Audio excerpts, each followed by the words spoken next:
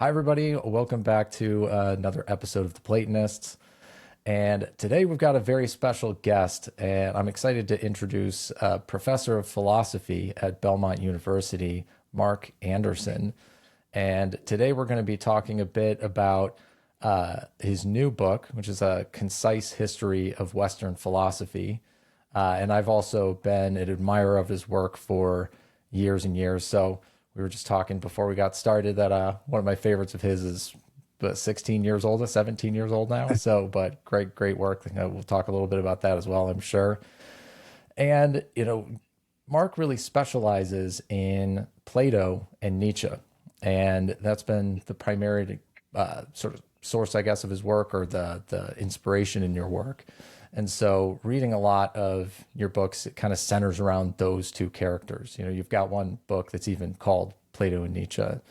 And so a lot of that is built into the work. And even with this new one, that becomes kind of a center point, starting with Plato and then going all the way to Nietzsche. So what's the subtitle of the new book? From Platonism to nihilism. From Platonism to nihilism. Yes.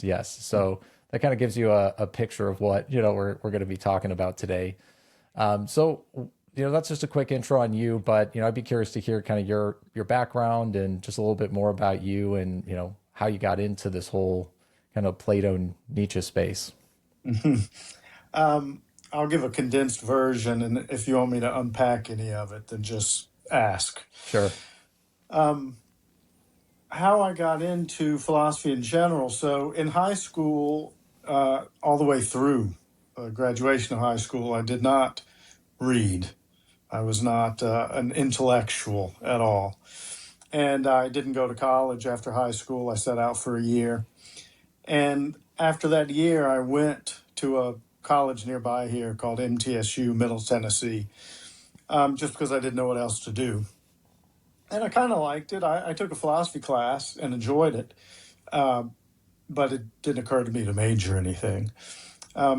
And in the meantime, I'd started playing some music with some friends back in Nashville. So after 2.5 years at MTSU, I dropped out, moved back to Nashville, played music in town, and took a lot of drugs. And sounds like my early life. And during that time is when I actually started reading. And I had done a lot of art in high school, and I had learned a little art history and liked the surrealists. And I learned that was originally a literary movement. So during this period, after I dropped out of high school, I was reading a lot of surrealist poetry and about the surrealists.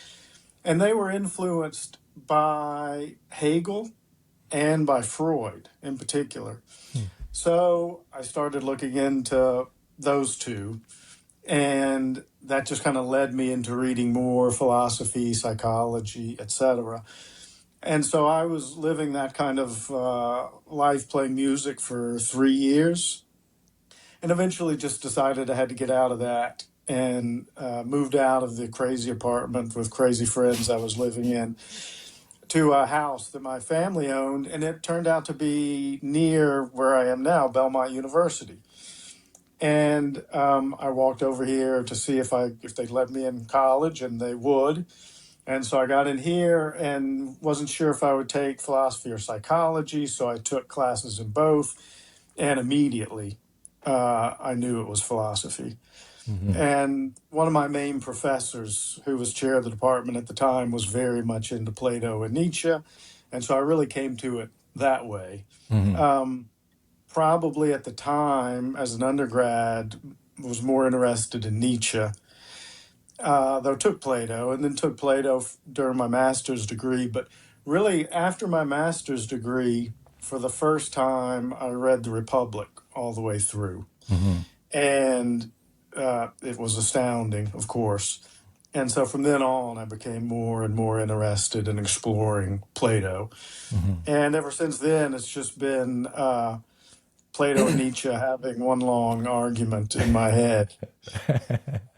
Yeah, that's great. And one of the things I really like about your writings is, you can find people who I think are uncharitable to either of those two people. You know, Mm. you have people who are very uncharitable to Plato. Sometimes Nietzsche's uncharitable to Plato.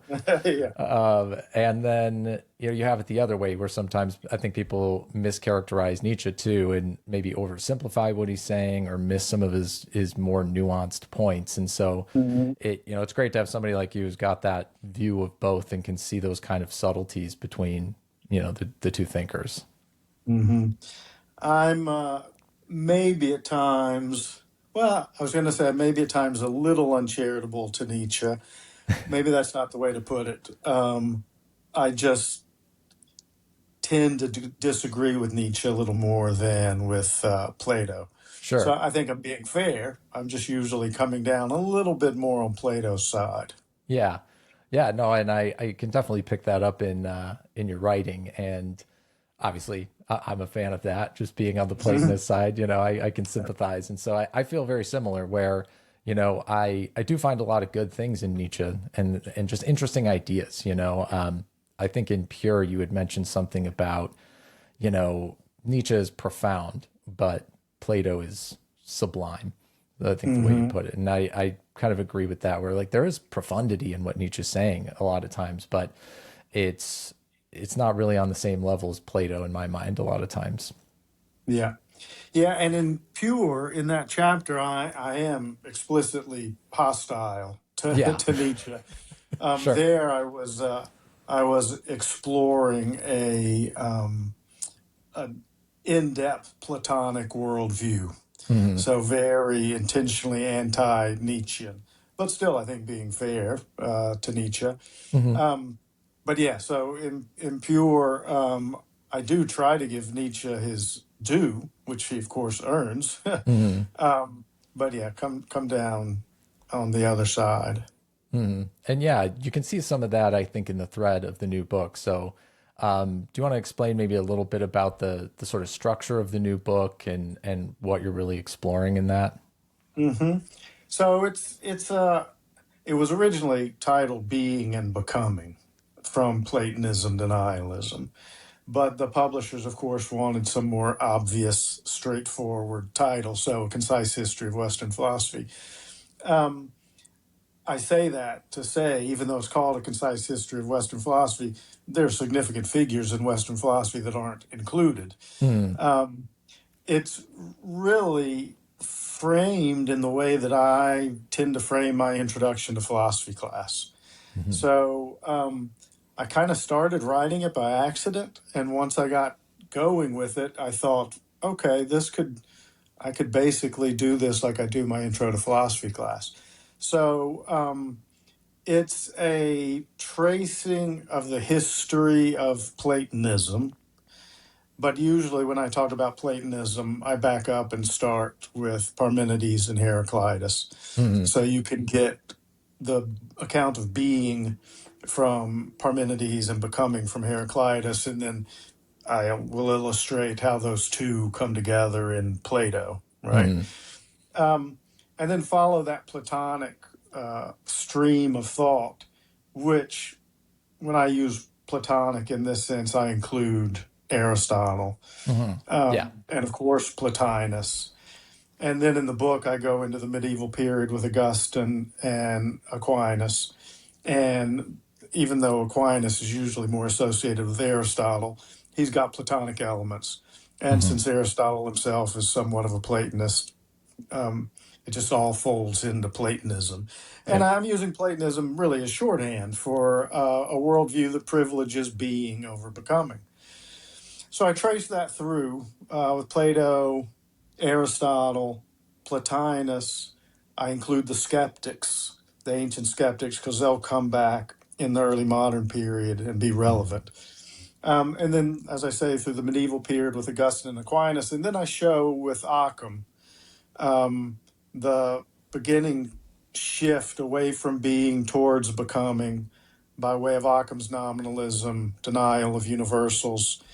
And then I show how that plays out in the modern period with Descartes, but really with Hume. Hmm. Then Kant's response to Hume, and then Nietzsche's, let's just say for now, naturalized Kantianism. Hmm. And I end with, I think, three chapters on Nietzsche because And we can talk later about whether he's a nihilist or not, or in what sense he's a nihilist, etc. But Hmm. I use him as the representative for the nihilistic worldview. So it Yeah, wraps up there. that makes sense. Yeah, and, one idea you'd explored earlier in Pure that I thought was an interesting kind of framing for some of this too was the idea of modernity as being not necessarily a specific period in time like the last 100 years, but this recurrent thing that comes back, this sort of set of ideas that will recur at particular times in society. And it seems like Yeah. there's still some of that kind of in what you're talking about in this book too. Yeah, I think that's right. And I do say that explicitly in Pure. And Plato in the Phaedo um, says that I'm unpacking it a little, what he exactly says, I'm unpacking and elaborating. But he basically says materialism and empiricism are two of the worst ideas that a person or a culture can come to. And materialism and empiricism are in some ways very characteristic of modernity, but there were materialistic empiricists in the ancient world too. We think of the atomists in particular, Hmm. right? Um, and the point behind that is these types are going to deny essences. And since, among other things, essences, or, I'm using that as synonymous with Platonic forms or Hmm. Aristotelian natures, two things that essences do are they ground, supposedly anyway, they ground morality, and they, if guarantee is the right word, they guarantee a regularity to nature. And so if you deny essences, obviously you undermine any kind of Aristotelian or Platonic account of objective morality. And you also, this is what, on the regularity of nature bit, this is what generates Hume's problems, Hmm. right? So this is an idea that's always around. It was less common in the ancient world than it is today, but it was there. Hmm. Yeah, absolutely. And that's one thing that I really liked about the book is it reminded me of another book that I've read, which is The Theological Origins of Modernity. Mm-hmm. And it has that similar kind of arc in some ways, about especially about William of Ockham and how influential he was. And I'm sure we'll dive into that because that is almost like it seems like the breaking point of where you kind of tilt over the edge from being to becoming, and it's all kind of a downslide into nihilism basically after that. But it's a long trip to get from there all the way to Nietzsche, right? Oh yeah. And an interesting story. So that reminds me too what you were saying there about modernity and these kind of characteristics that come along with it. Very similar to what Lloyd Gerson seems to be pointing out in From Plato to Platonism, his Platonism idea. Yeah. Those kind of five antis. It seems like Mm-hmm. he kind of identified that same thing, that Plato's rejecting these sort of presuppositions that we see in modernity a lot. And Yeah. what, that kind of leads me into the beginning of all of this, where, you start talking about Parmenides and about Heraclitus. And maybe we should stop off there before kind of moving to the sophists and kind of where the environment Plato's in. Mm-hmm. And one of the things you had said about it in The One and the Many, I thought that was interesting, was that the primordial metaphysic of the Indo-Europeans was this idea that the many is really one. Mm-hmm. And I feel like if you're coming at that idea from a Nietzschean kind of frame, Nietzsche's always trying to align himself with this Bronze Age, Homeric kind of society. And so I thought that was kind of a bold thing to say right at the beginning, Mm-hmm. where you're kind of coming out the gate saying, no, at the beginning, they were really thinking reality is one. And Parmenides ends up being the voice for it, I'm guessing. Is that kind of what you're Yeah. saying? Yeah, and I mean, you can see it obviously in Hinduism, right, which Hmm. is Indo-European. And Nietzsche, in his early work, when he writes about Heraclitus, he will recognize that the one and the many are somehow entangled with one another. Hmm. Um, So yeah, I think if you look across the Indo-European cultures in the ancient world, to the extent that we can have some understanding of their philosophical or spiritual or mythological backgrounds, you do see this many, but the many is, and now we get different variations of this, but the many as in some way or other coming from or being modes of, or just being masks of, or representations of the one. Hmm. And that seems to be everywhere you look. Right. Yeah. That Um, there's the underlying unity there. yeah, yeah.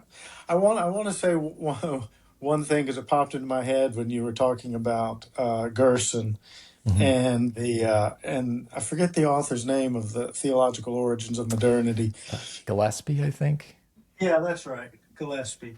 I have his Nietzsche's final teaching book on my shelf there, Oh, which is quite good. yeah. I don't know that one. Um, um, yeah, what I'm doing is similar to what he did in the Theological Origins, though mine is much shorter and intentionally much less scholarly. Hmm. And what popped into my head, especially when you mentioned Gerson, and this is taking us off track, but any opportunity I have to say this, I want to say it. Sure. I wish people like Lloyd Gerson, and I wish Lloyd Gerson in particular, would write a short, popular, readable book Absolutely. that has all these ideas in this trilogy in particular. Because his books, what is it from Plato to Platonism Yeah. and Plato and naturalism, whatever the big three of this Right. trilogy are, they're great. Hmm. They're also boring and kind of tedious. And so Yeah. I just wish somebody would convince him to write a 150-page readable summary of all this material. Yeah, I s- nothing makes me feel dumber than reading Lloyd Gerson. You know, I just read one of his books just a couple months ago, Knowing Persons. It's one of his older uh, ones.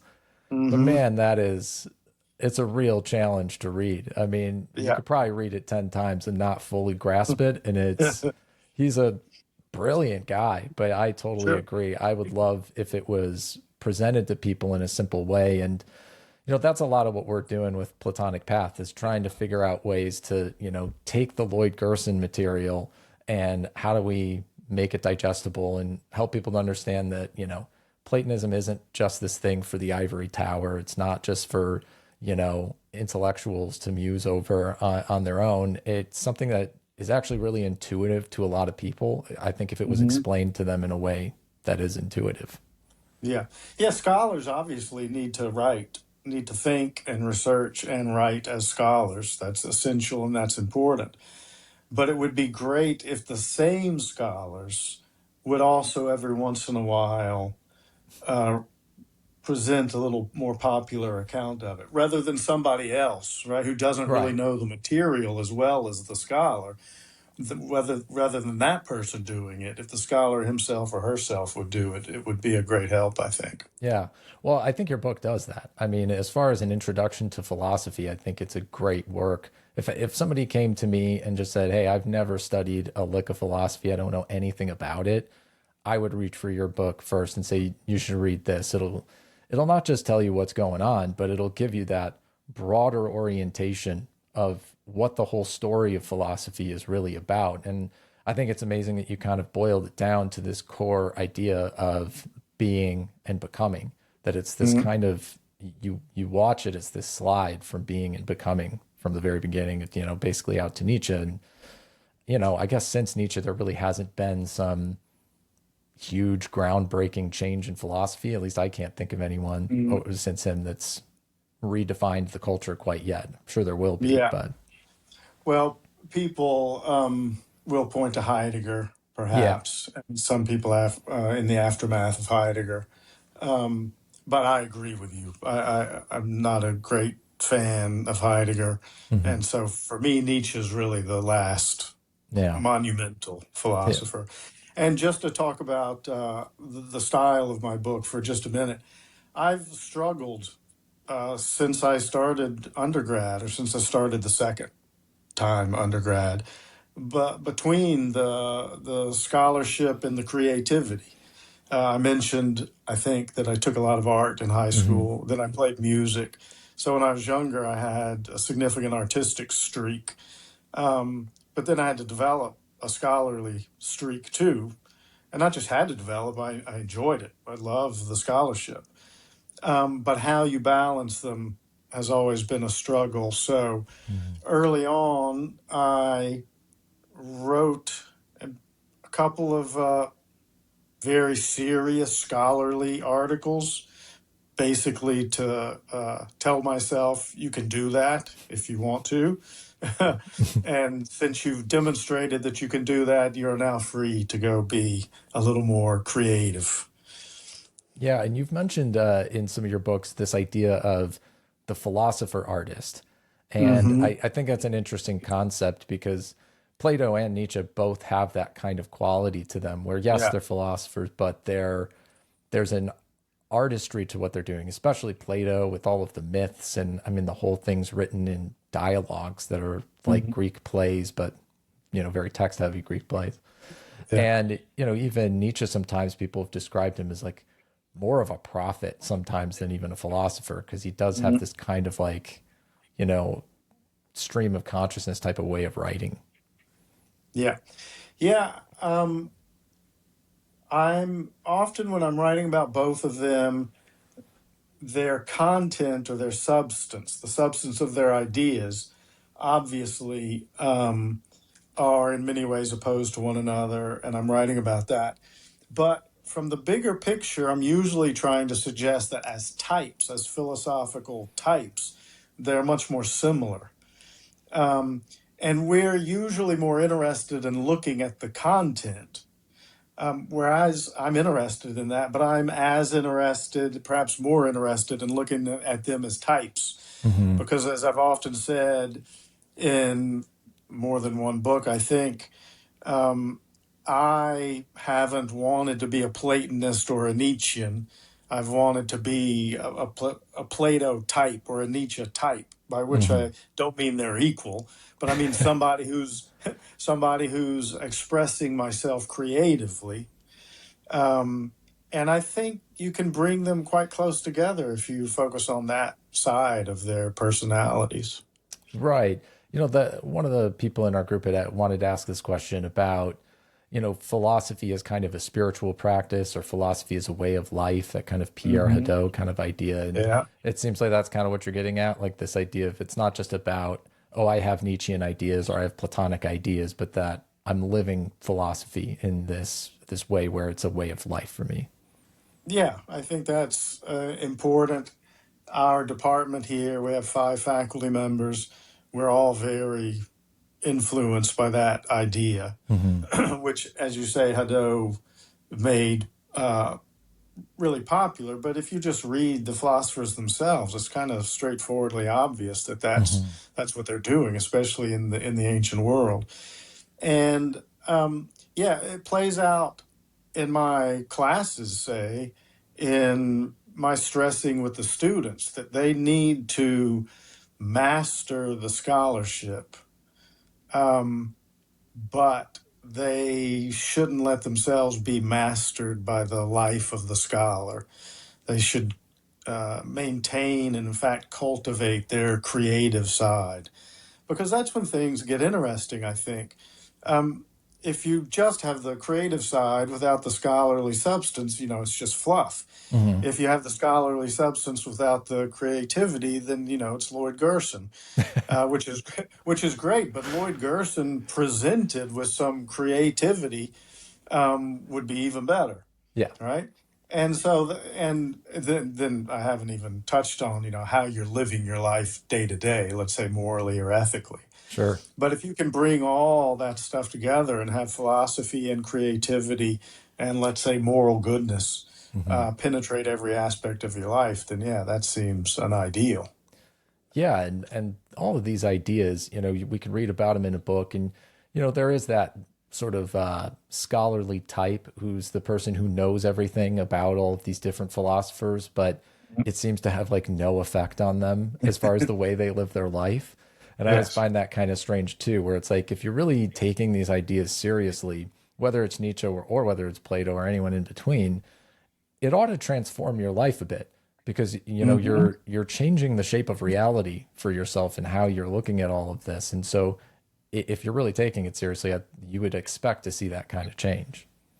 Yeah, it really is bizarre when you get into the university, how much that just isn't the case. Hmm. How much people are just engaging with these ideas on an abstract level and not embodying them existentially.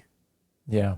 And I mean, Yeah. that's a huge credit to, I think, your work overall. And I think part of what attracted me to it, when I read some scholars, I can tell pretty quickly that they don't really believe what they're talking about, or they're just like, they're looking at it like a historian, or like they found a fossil or something like that. And they just Right. want to explain all the parts. But it was really clear from your work that this is stuff that has kind of seeped into your soul that you're really thinking about and chewing over, and it's working its way out in the way that you live your life and what you think. And I think that makes you more of a true philosopher in my mind rather than somebody who's just a scholar. I've had the advantage of being here at Belmont. Well, I'll interrupt myself to say I like that image you just used. They write like they've just found a fossil and they're Mm. describing it. That's a good image. Um, yeah, it was good for me that I came back to teach here at Belmont because it's a small university and it was not, and still isn't really, a publish or perish place. Hmm. So they were happy. They were happy if I published. Um, but it wasn't like you have to publish with this sort of publisher, right? Hmm. And so that really freed me up to just do what I wanted to do, to write what and how I wanted to write. And so it allowed me to engage with the creative side and put the existential aspects of my personality, my thought into these works instead of having to produce just some strict, bland work of scholarship. Yeah.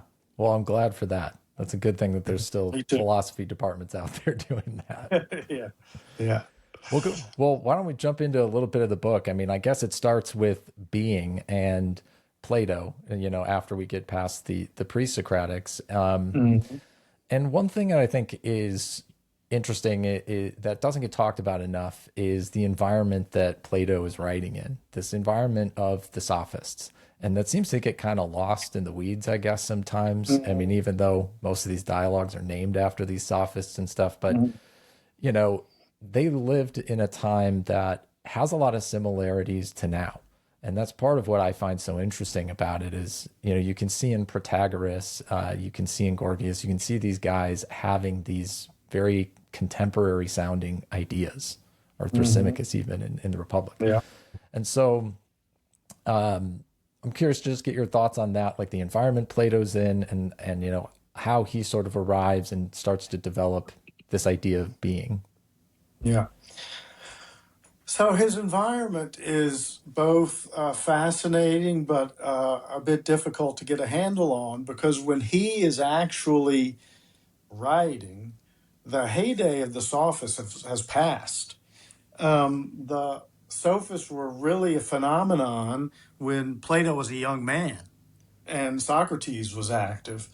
So, first of all, to back up, so if Plato's born in 428 or 427, um, which is a fascinating period. So the Peloponnesian War is going on. Alcibiades, uh, uh, magnificent, bizarre, uh, debauched character, Hmm. is running around, and when he set off on the famous Sicilian expedition, which was a major event in and of itself, and then the aftermath of it all, Plato would have been around 10 or so. And we know from Thucydides that the Athenians went down to the harbor to watch this expedition sail off, where the majority of the young men who went on that lost their lives. But it was a big event anyway. Plato himself probably would have been there in that crowd as a 10-year-old.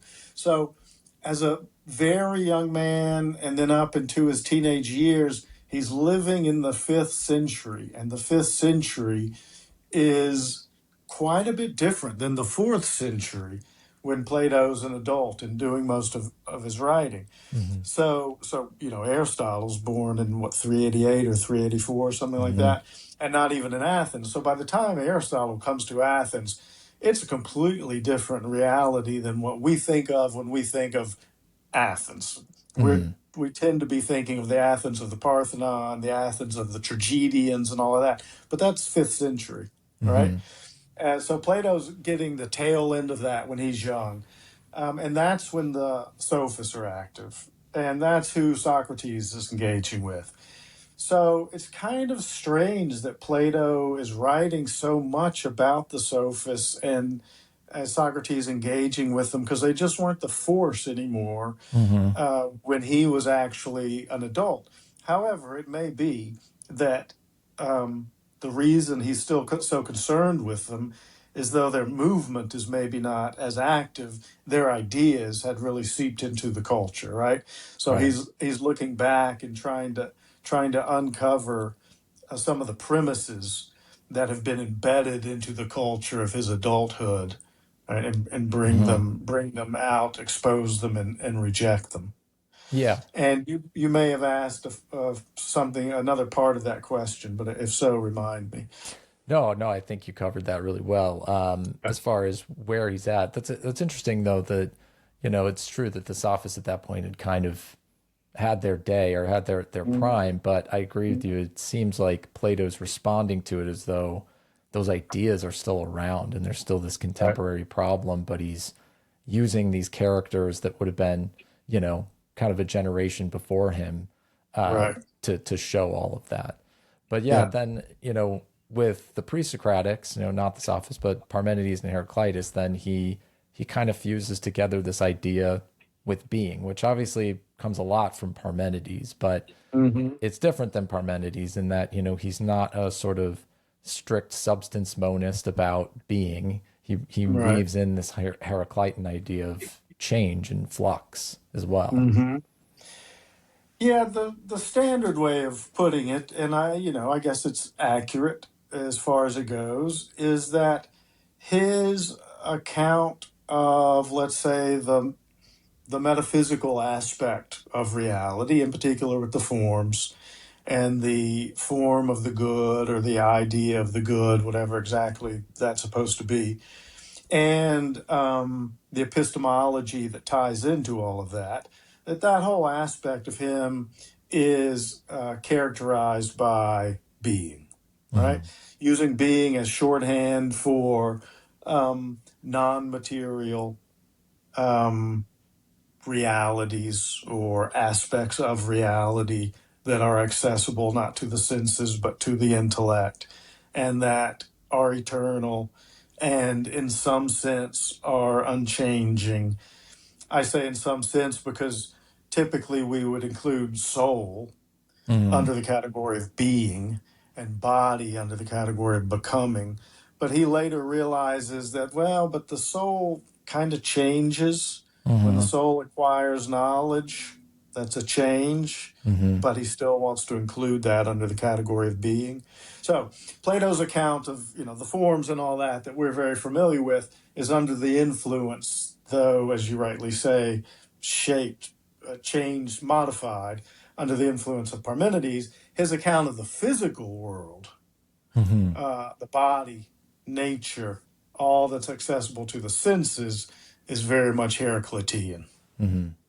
And Right. you still see that kind of tension. And so there's the broader story of Plato to Nietzsche, and Nietzsche is very much that talking about the body, kind of privileging that over the metaphysical that he sort of rejects in a lot of ways. Mm-hmm.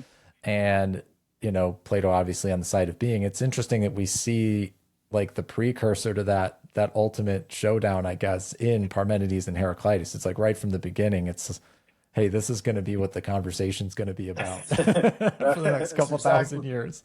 that's exactly right. Um, Heraclitus, of course, is hard to get a handle on. Hmm. Um, but there may be an element of something like being in his worldview, with the logos, which is, Hmm. just speaking very generally, some sort of principle of order.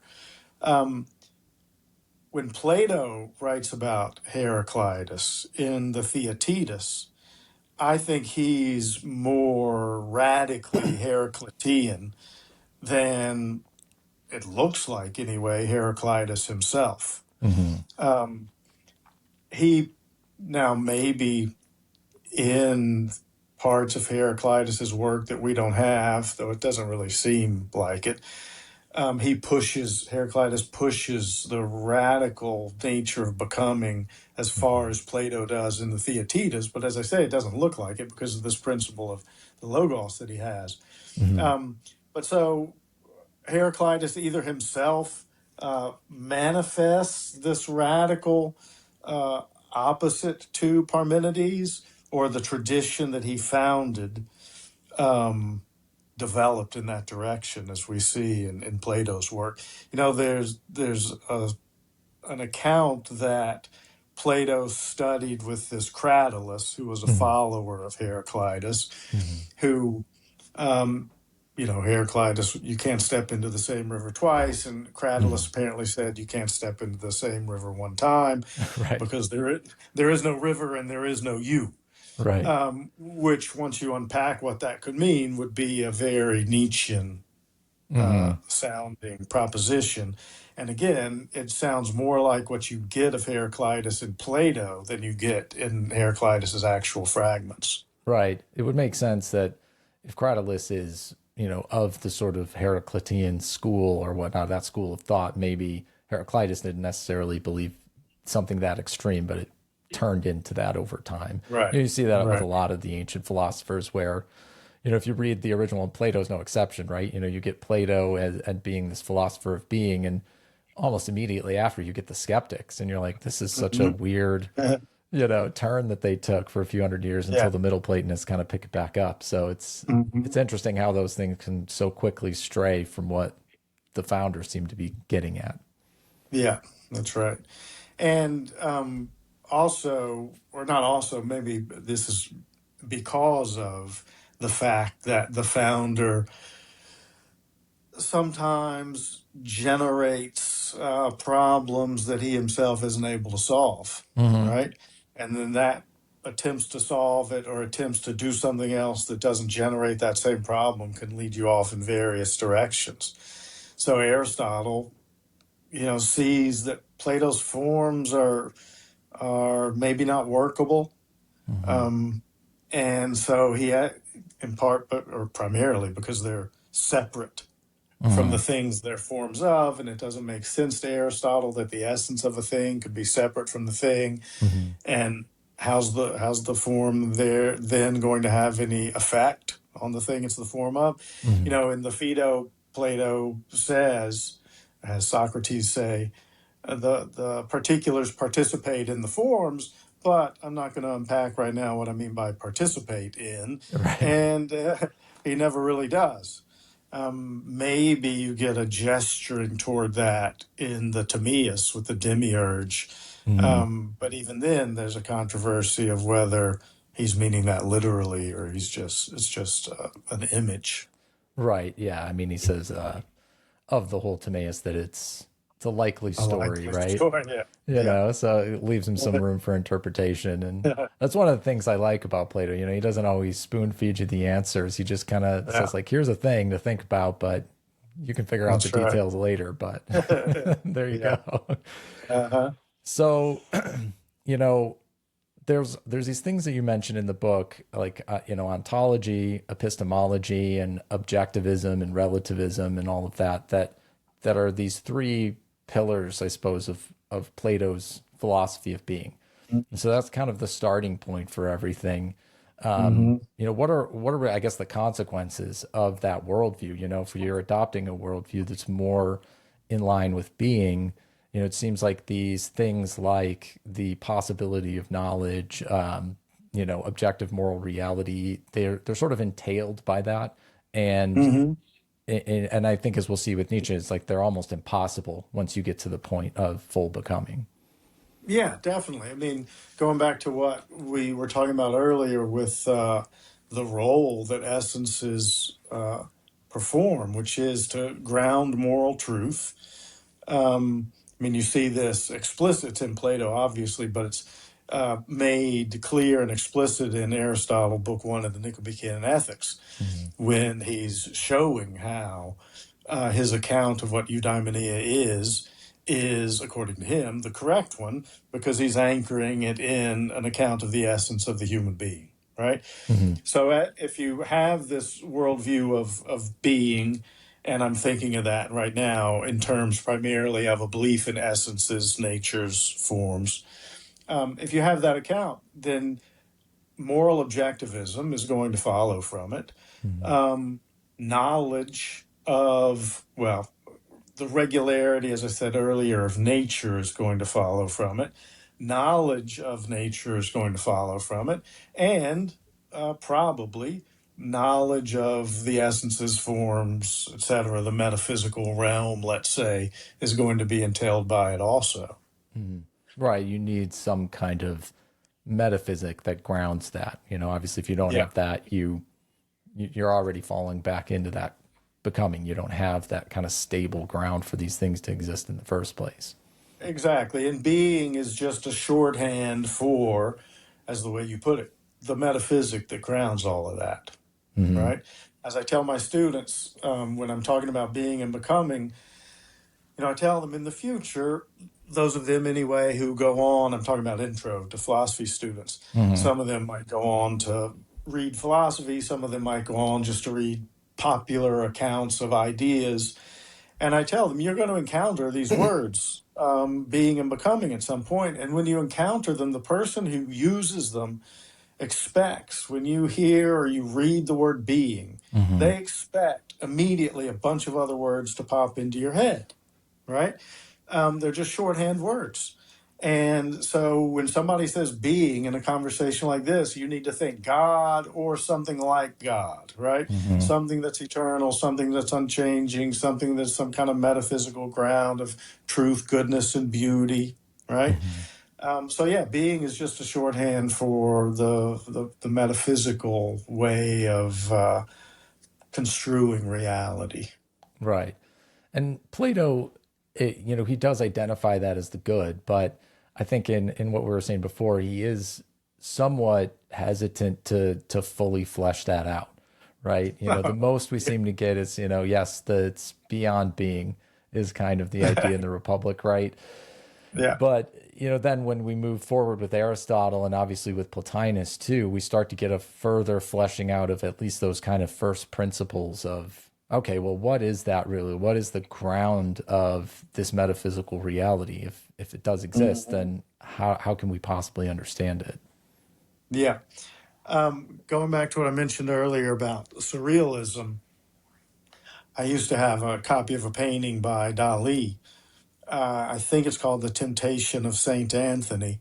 Hmm. And there's a bunch of weird figures in it, long legged elephants and things.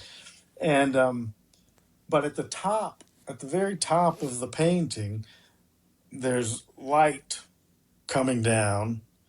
But whatever the source of that light is, he's framed the light in such a way that you can tell that the source of it's just on the outside of the painting. Just Hmm. just can't be seen in the painting itself. And that has always reminded me of Plato's account of the good beyond being. And so, yeah, you get people unpacking a little more than Plato does exactly what that's supposed to be. But like in Plotinus in particular, right? Hmm. You're still, Plotinus will kind of say things about it, but then take them back, right? Right. Or say them, Don't but insist I'm just using an image and the right. image is Don't helpful, take it but literally. I'm just playing with words yeah, here. Yeah. exactly. Um, so this idea of the good beyond being, runs right through the entire intellectual, spiritual, religious tradition of the West. Hmm. To say ultimately, the core of the Godhead is something that can't be comprehended. Yeah. Yeah, that's definitely there. And, Plotinus does, I think, a great job of that. I love that he kind of follows Plato with that, where he is doing his best to try to explain it in a way that makes sense, but in a way, it's something that isn't going to make sense. If it makes sense, you don't get it, right? That's kind Right. of the paradox of the whole thing. Yeah. Yeah. One Platonist that I noticed kind of didn't make the list, I was curious to get your thoughts on, was Proclus. He's kind of, I feel like, Hmm. having a little bit of a resurgence or something right now. Hmm. But, I'm of the mind that I do think he's a little bit different than the rest of the tradition, or the rest of the Platonic tradition. And I'm curious if maybe that's not worth the footnote or whatnot. I'm just curious, how he fits into this.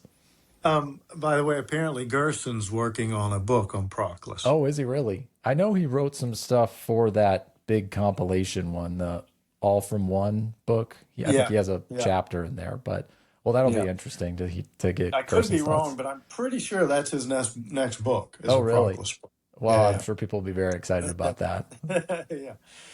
Um, Really, like I said, the book is framed around the way I tend to lay out the history of Western philosophy in an intro class. Um, and I just don't go into Proclus. Hmm. This book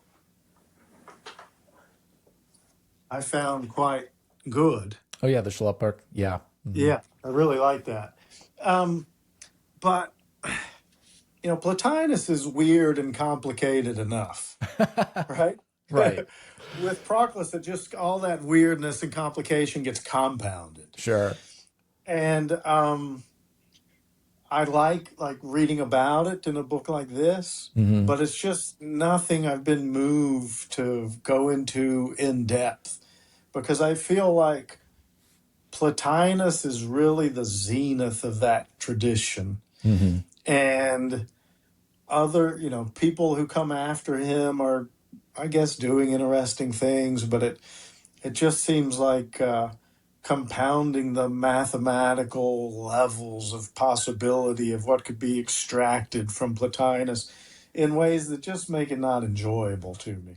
I mean, Yeah. one thing that's great about Plotinus is as dense and complicated as his treatises are, they're somehow at the same time beautiful. Hmm. And I was just reading some with some upper level students a couple of weeks ago, and I came into class one day and I was using the word charming. He's just charming. Hmm. He's a delight to read. Oh, absolutely. Once you get to Proclus, it's just not. The charm is gone. He's charmless, that's for sure. Yeah, Yeah, yeah, it's a little bit more like reading terms and conditions or something like that. When you get to right, Proclus, it's very yeah, tedious and particular, and like you said, it's almost right, mathematical at some level. It's not quite the same, flowing prose that you get out of Plotinus for sure. yeah, Yeah, well, I yeah, totally agree. I kind of figured that was the case, but I was yeah. curious to get your thoughts. So yeah, moving on, you had some stuff to say about Augustine, and I love that you pointed one thing out that gets misrepresented all the time, which is that I've heard so many times where people say that Augustine really came up with this idea that the forms were thoughts in the mind of God, and Mm, as a lover of Albinus, mm, I'm yeah. like, nope, I can't give that one to him. Like that one was already there, but you Yeah. called that out in there, which I thought was really great. But what are you, I guess, getting into the sort of Christian authors, like, what's the big change, I guess, once we kind of step off from Plotinus, we get into it's still Platonism, but obviously some things are shifting and changing with that. Yeah. And this is not my specialty. This is my weakest point, really.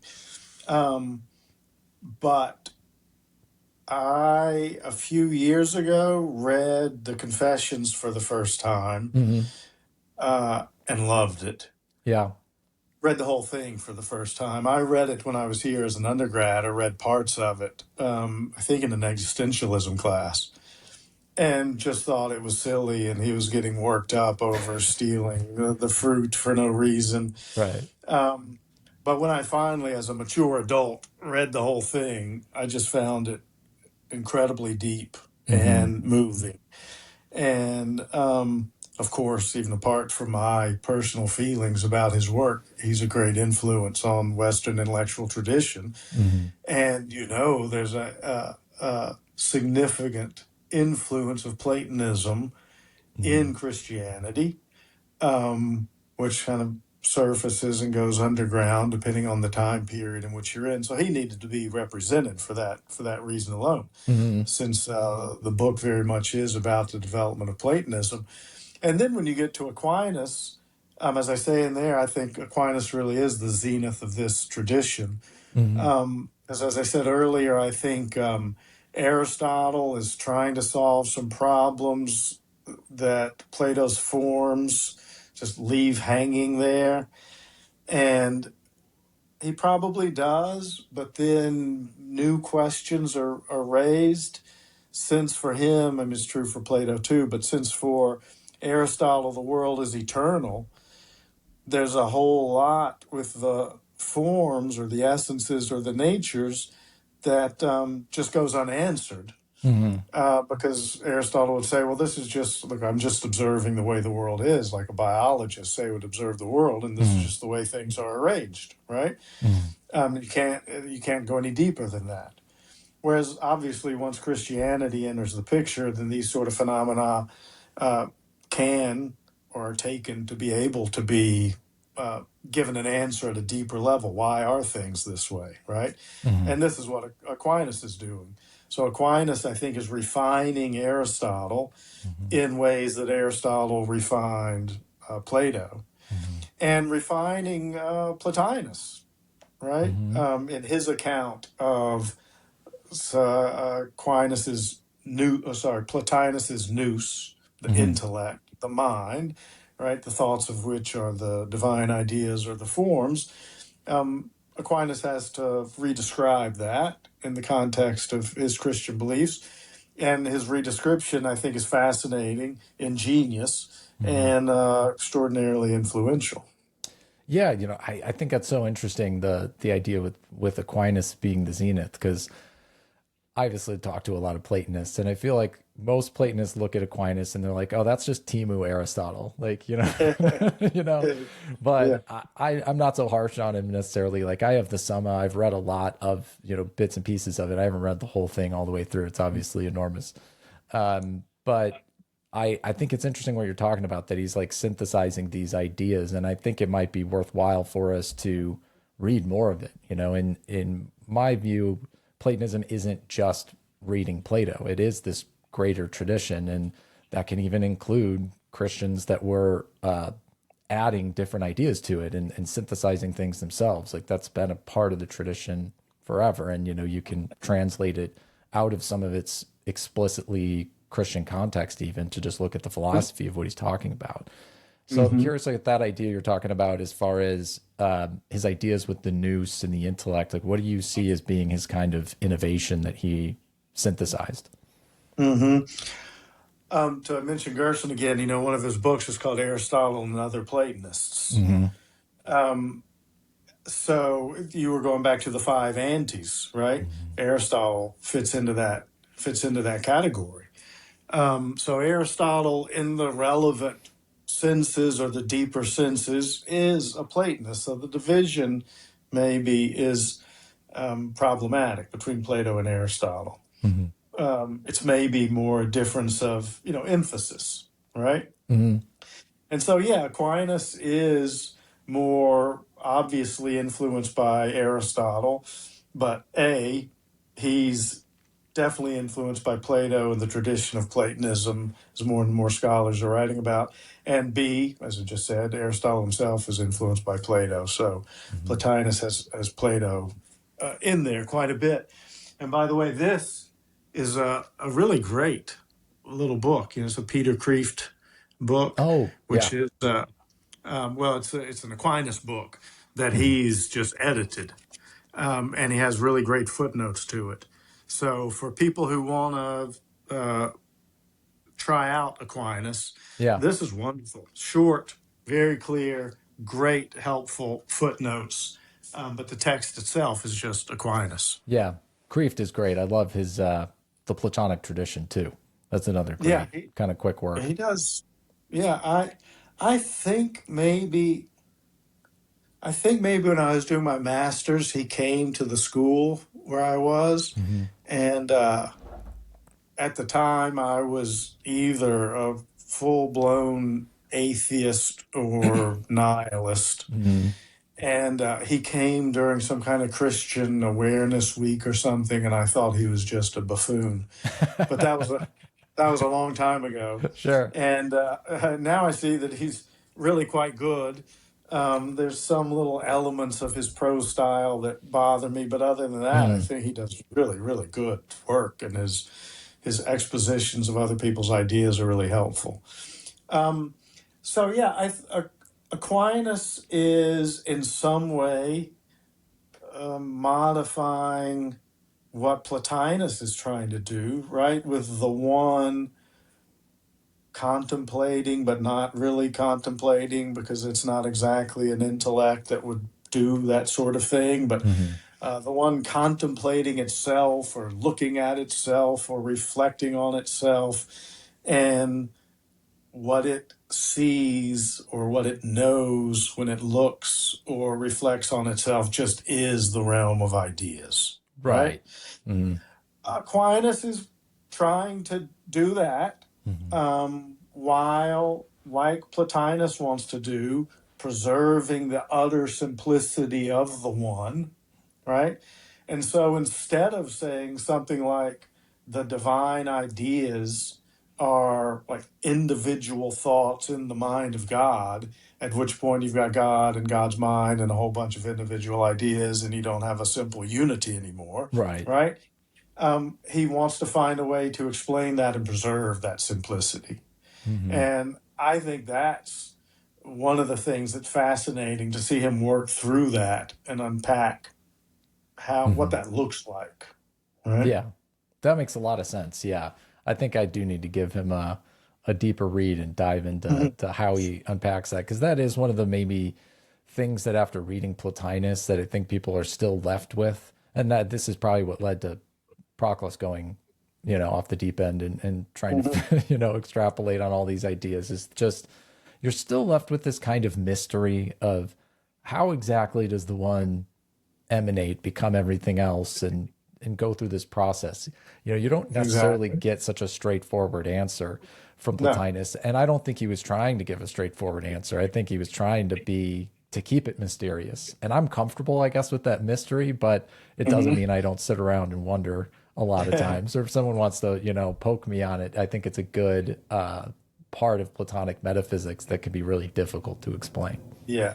Yeah, and Aquinas, of course, will preserve the mystery too, because he knows also that uh, God ultimately is beyond being and beyond knowledge. Hmm. But that doesn't mean you can't say a lot about what's going on. Hmm. And maybe because he's coming, 1,000 years after Plotinus, at the end of a long tradition of various people trying to develop these ideas, he's just got further things to say than Hmm. Plotinus had, and things that have been refined over time. They're further refined just because of his personal brilliance. And just the clarity of his thinking and expression is very helpful too. Hmm. One great thing is the distinction he draws. So some people can find this tedious, but it's actually very, very helpful if you're trying to think through these issues. To be very clear and nuanced in distinctions, various senses of this or that word, and with each of those distinctions, being able to express it in a tight, in a concise and clear definition, right? Hmm. So I think for all those reasons, he just takes us a step or more than a couple of steps further than Plotinus while Mm-hmm. still preserving the relevant aspect of mystery. Mm-hmm. Yeah, I mean, a great example of that conciseness that he has is the five proofs. I still use them Yeah. all the time. I mean, being able to just sum it up into these five arguments, and they're very tight and very clean. You're just like, yeah, like he got it. He thought it through and has every little point figured out, you know? Yeah. Well, you know, he had to walk everywhere he went. They weren't Hmm. allowed to like ride on donkeys or anything. And he's traveling from Naples to Rome to Paris and back several times, all literally just on foot. So I guess he had a whole lot of time to think about these things Well, and there's another refine prominent his thoughts. another prominent walking philosopher we'll get to here soon. Yeah, yeah, Yeah, no, I agree. I mean, there is something to that of being able to be with your thoughts, you know. It's something we've unfortunately, I think, lost in the modern world, and not that we yeah, can't recover it, but there's just so many uh there's so many distractions. And I'm sure you notice even with your students that, you know, philosophy requires this sort of sustained thought. And you have to be able to yeah. sit down and have a good memory and be able to hold premises forward and just think something through. And, you Hmm. know, I've talked to a lot of educators over the last few years, and it seems like it's something that's getting harder and harder for young people to do today. Oh, definitely. My wife teaches here at Belmont, and she teaches Italian. And if you're learning a foreign language, there's nothing you can do besides you just got to memorize Hmm. a bunch of stuff, right? You got to memorize noun endings, verb endings, vocabulary, and students just can't, won't do that anymore. Yeah, Yeah. yeah. Yeah, it's tough. They Yeah, I think hope. just their time in the class is like that's all they need to devote to it. As soon Right. as they leave the classroom, they don't need to like rehearse these things in their head, and so they don't remember any of it. Yeah. I think, you know, I hope philosophy can help some people with that if they take it seriously, put their phone down, avoid the distractions, and, you know, when you read something that is engaging in philosophy, take that time to just let it stew in your mind. You know, you don't have to even totally get it yet. You know, that's not Yeah, even the point. It's like just let that bounce around in there for a while. I mean, I've gotten probably most of the benefit of my philosophical thinking from driving. You know, when I'm driving, hmm there's nothing else to focus on, and, you know, I can really ruminate on those ideas, and any opportunity for that is always good. yeah. Driving without the radio, without a podcast, etc., Hmm. is good for reflection. Hmm. Well, good. So after Aquinas, we start to go off the deep end in the story of Mhm. philosophy here. It Yeah, starts to take this turn. And William of Ockham's the central character in that. So, yeah, can you explain a bit about, you know, what William of Ockham's doing and what starts to change when he shows up? yeah.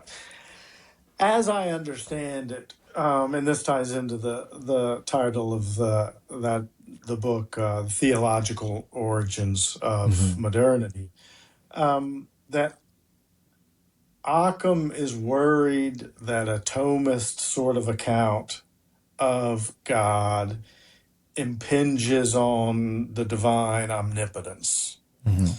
That if God establishes a kind of regularity in nature that we can trust, that we can rely on, will always be the case, then that implies that God couldn't decide to change the way reality operates.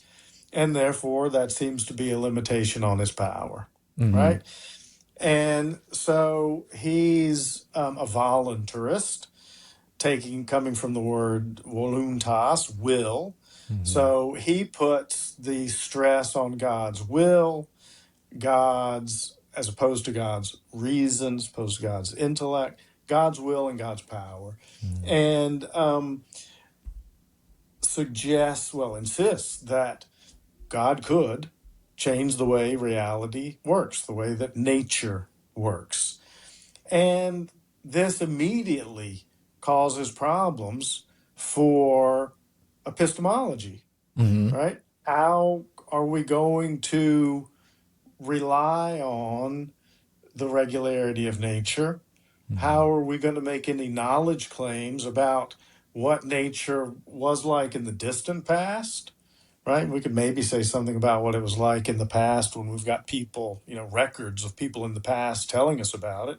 But what about in the past prior to that we don't have records of? Or, of course, in the future that we haven't experienced yet? Or in the present, in places that we can't experience, right? Hmm.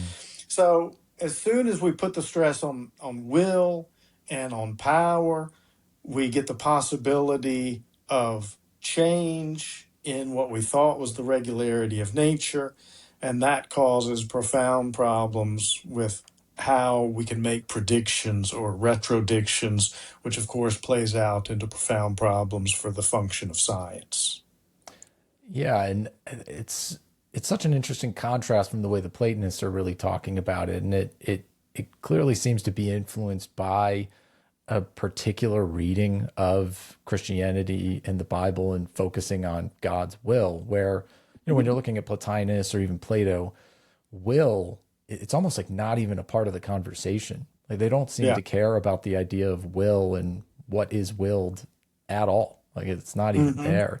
It really goes back to that being idea where, and even in Aquinas you see that, where I think, God has this particular being, right? Or is this particular Hmm. being or emanates, Yeah. however you want to put it, rather than being something that is voluntarily chosen and imposed then from without.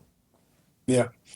Yeah, if you think about Aristotle, who's going to talk most about it among the figures that we're discussing, he's interested in distinction. It's an important distinction between voluntary and involuntary behavior. Hmm. But even there in Aristotle, he's not getting at the same thing that we tend to mean when we talk about will, especially when we talk about questions of free will, right? Hmm. Or unfree will, which, and I'm not an expert on this.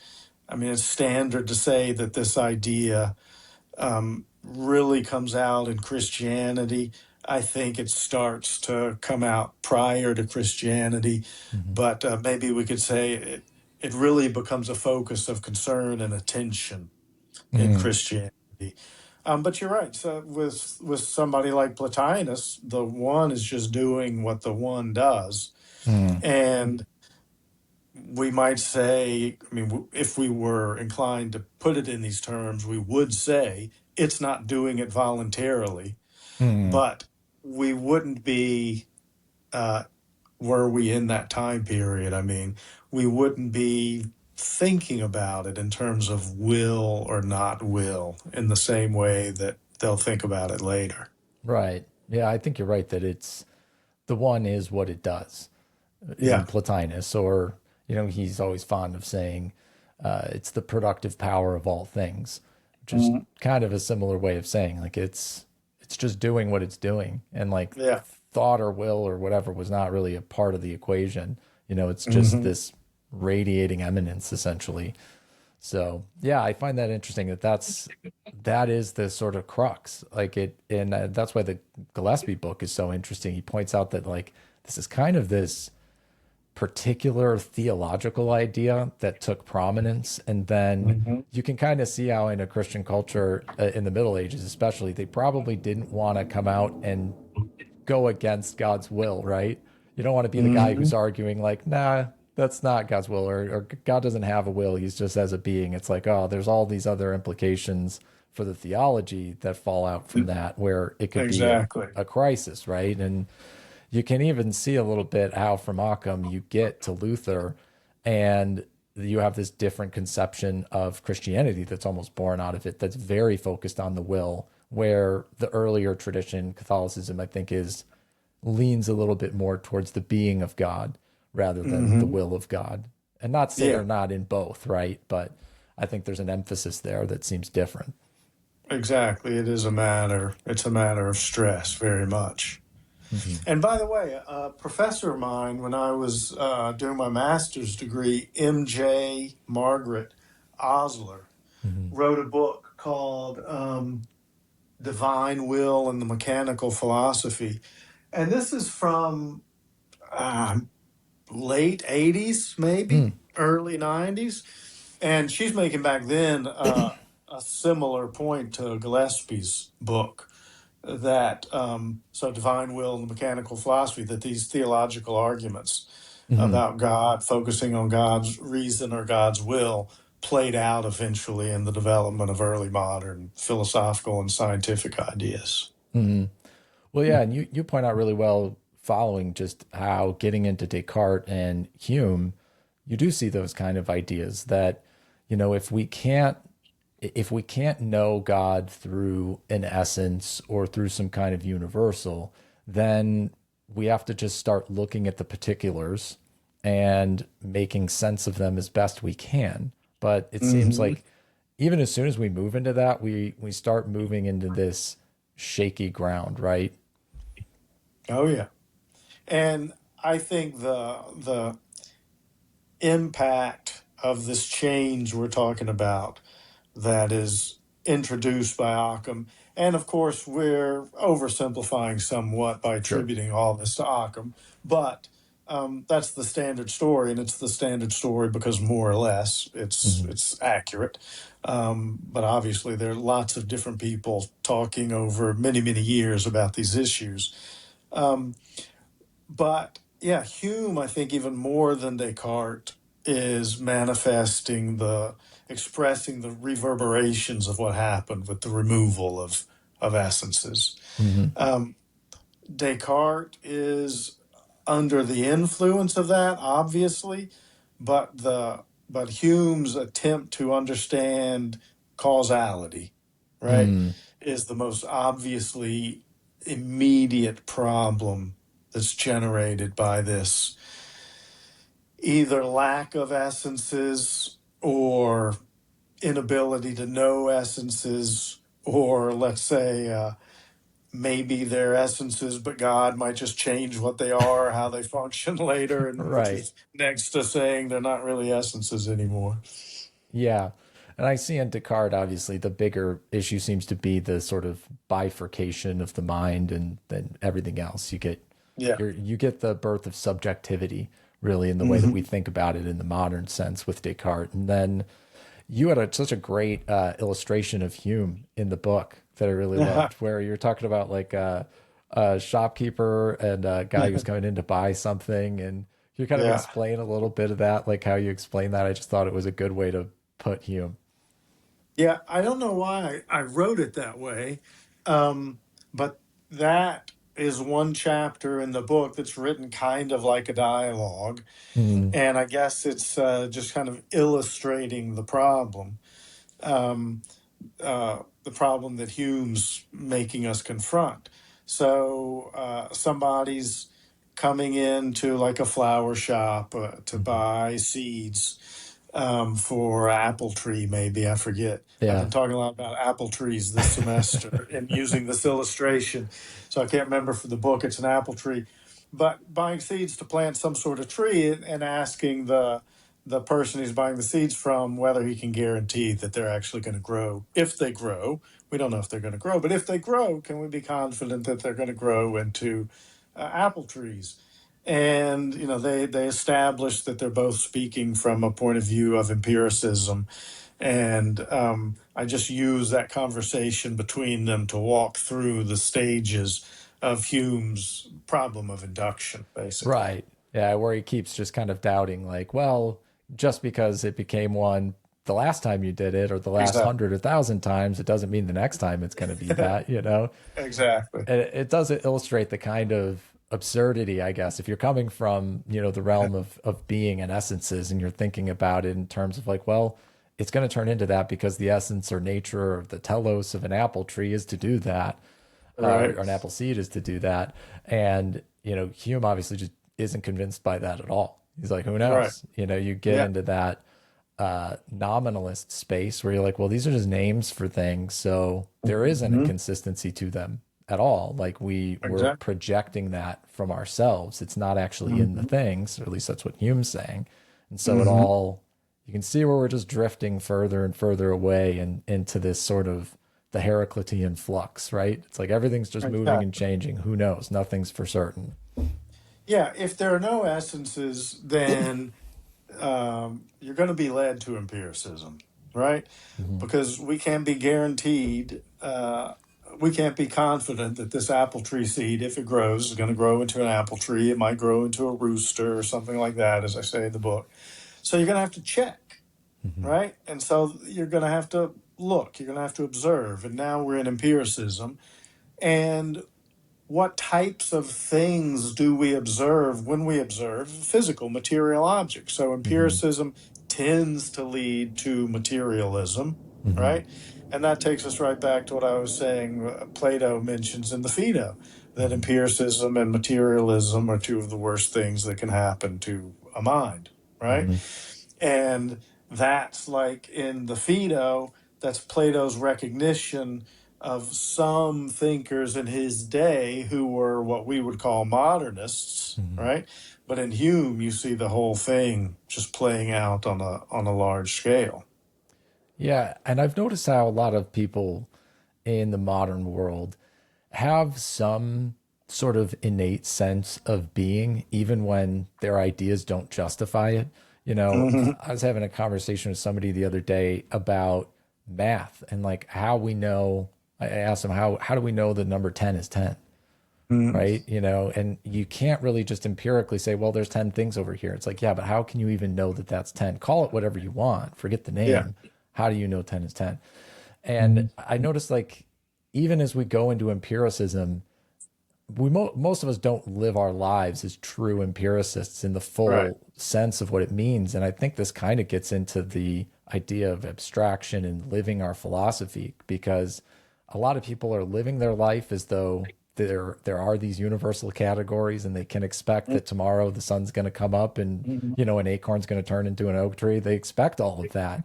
But Yeah. if you're being a true empiricist, the idea is there really isn't a justification for that if you're following naturally from what that says.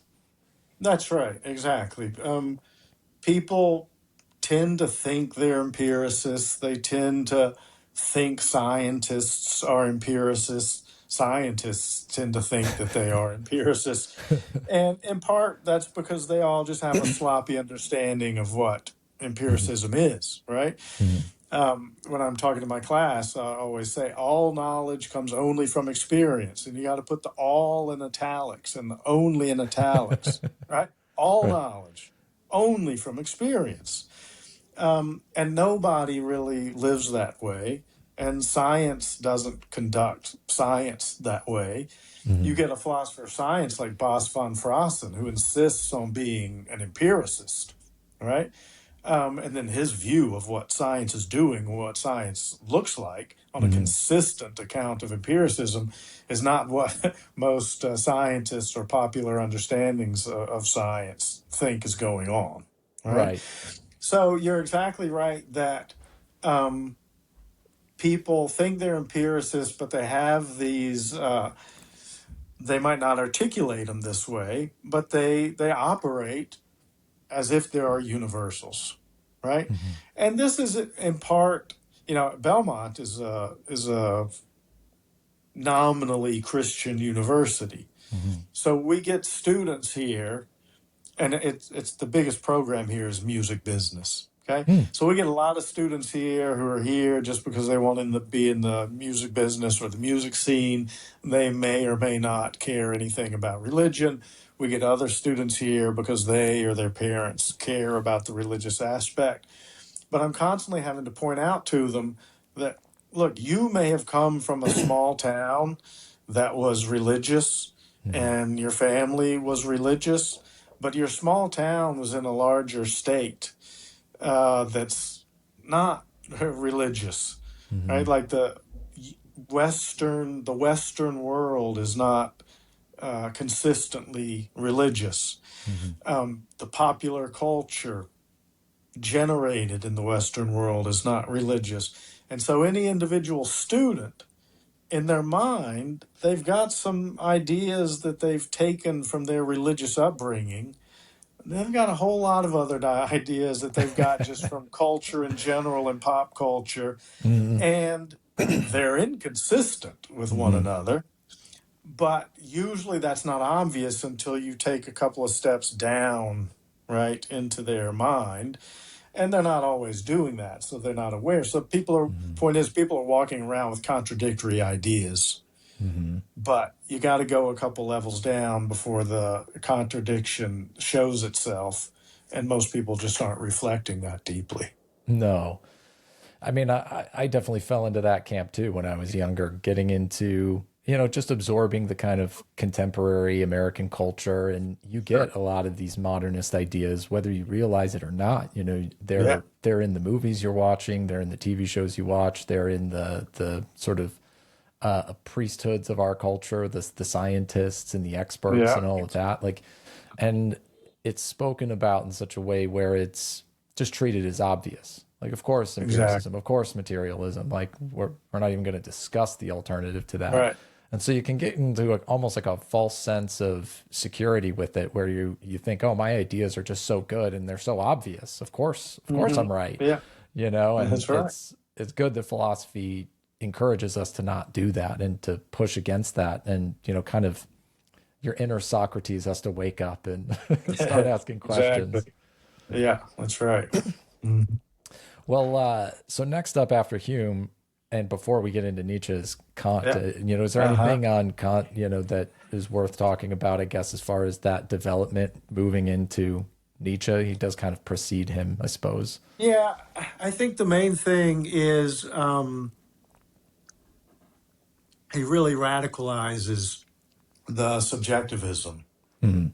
He's doing it to maintain something that looks like or functions like objectivity, Mhm. right? Um, Reality. Now, I'm oversimplifying. As I say at the beginning of that Kant chapter, Kant scholars will forgive me. Sure. The guy in the office next to me is a Kant scholar, and I had him read that chapter. And I asked him, look, are you okay with me putting it this way? Right? I know I'm oversimplifying and all that.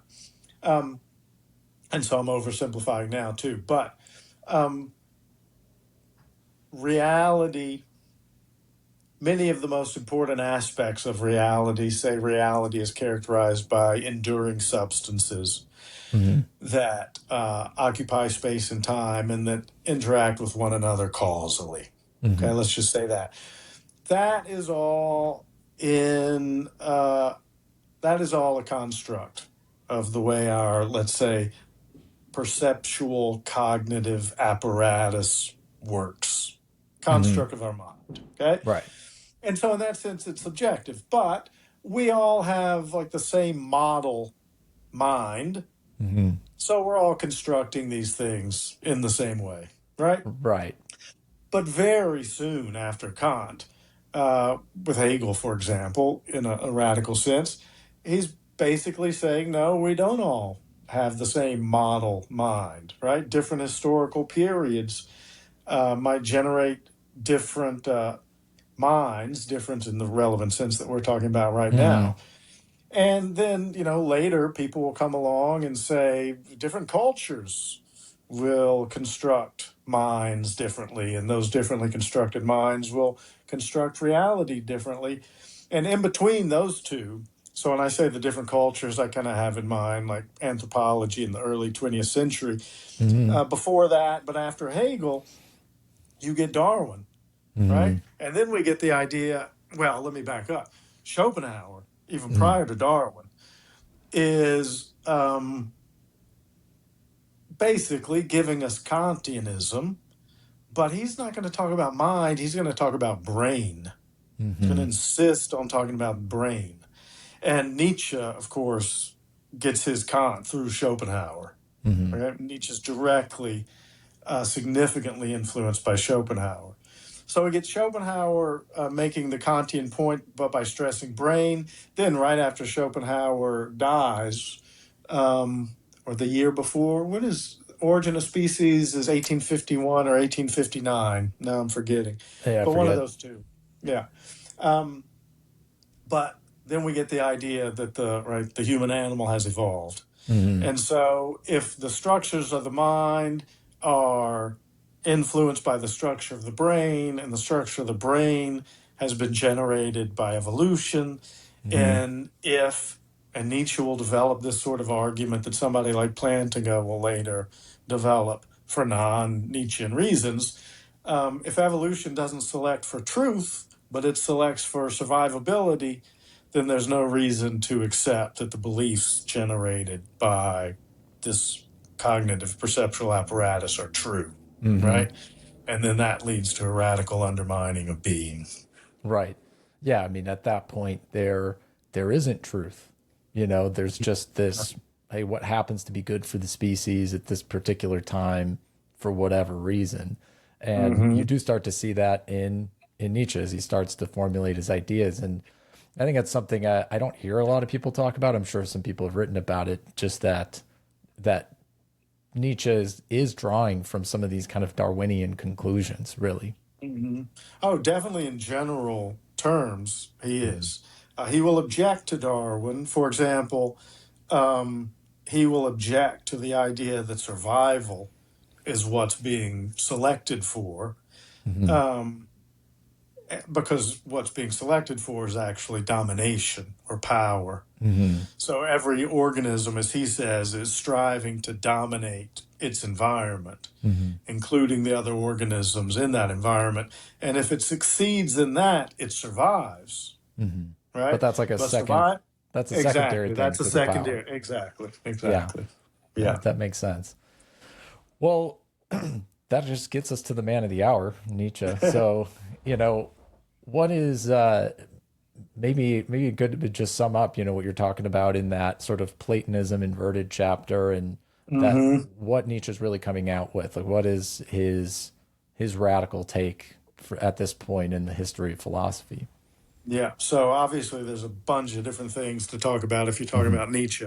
But in the context of this specific story, Hmm. um, his his rejection of the idea of being, his claim that being is an empty fiction, Hmm. and then the nihilism that's a consequence of that. Hmm. And when I'm talking about, as in this book, when I'm talking about Platonism inverted, his rejection of being, I think a great place to read is Twilight of the Idols, Hmm. Reason, the chapter Reason in Philosophy, I think section 5, Hmm.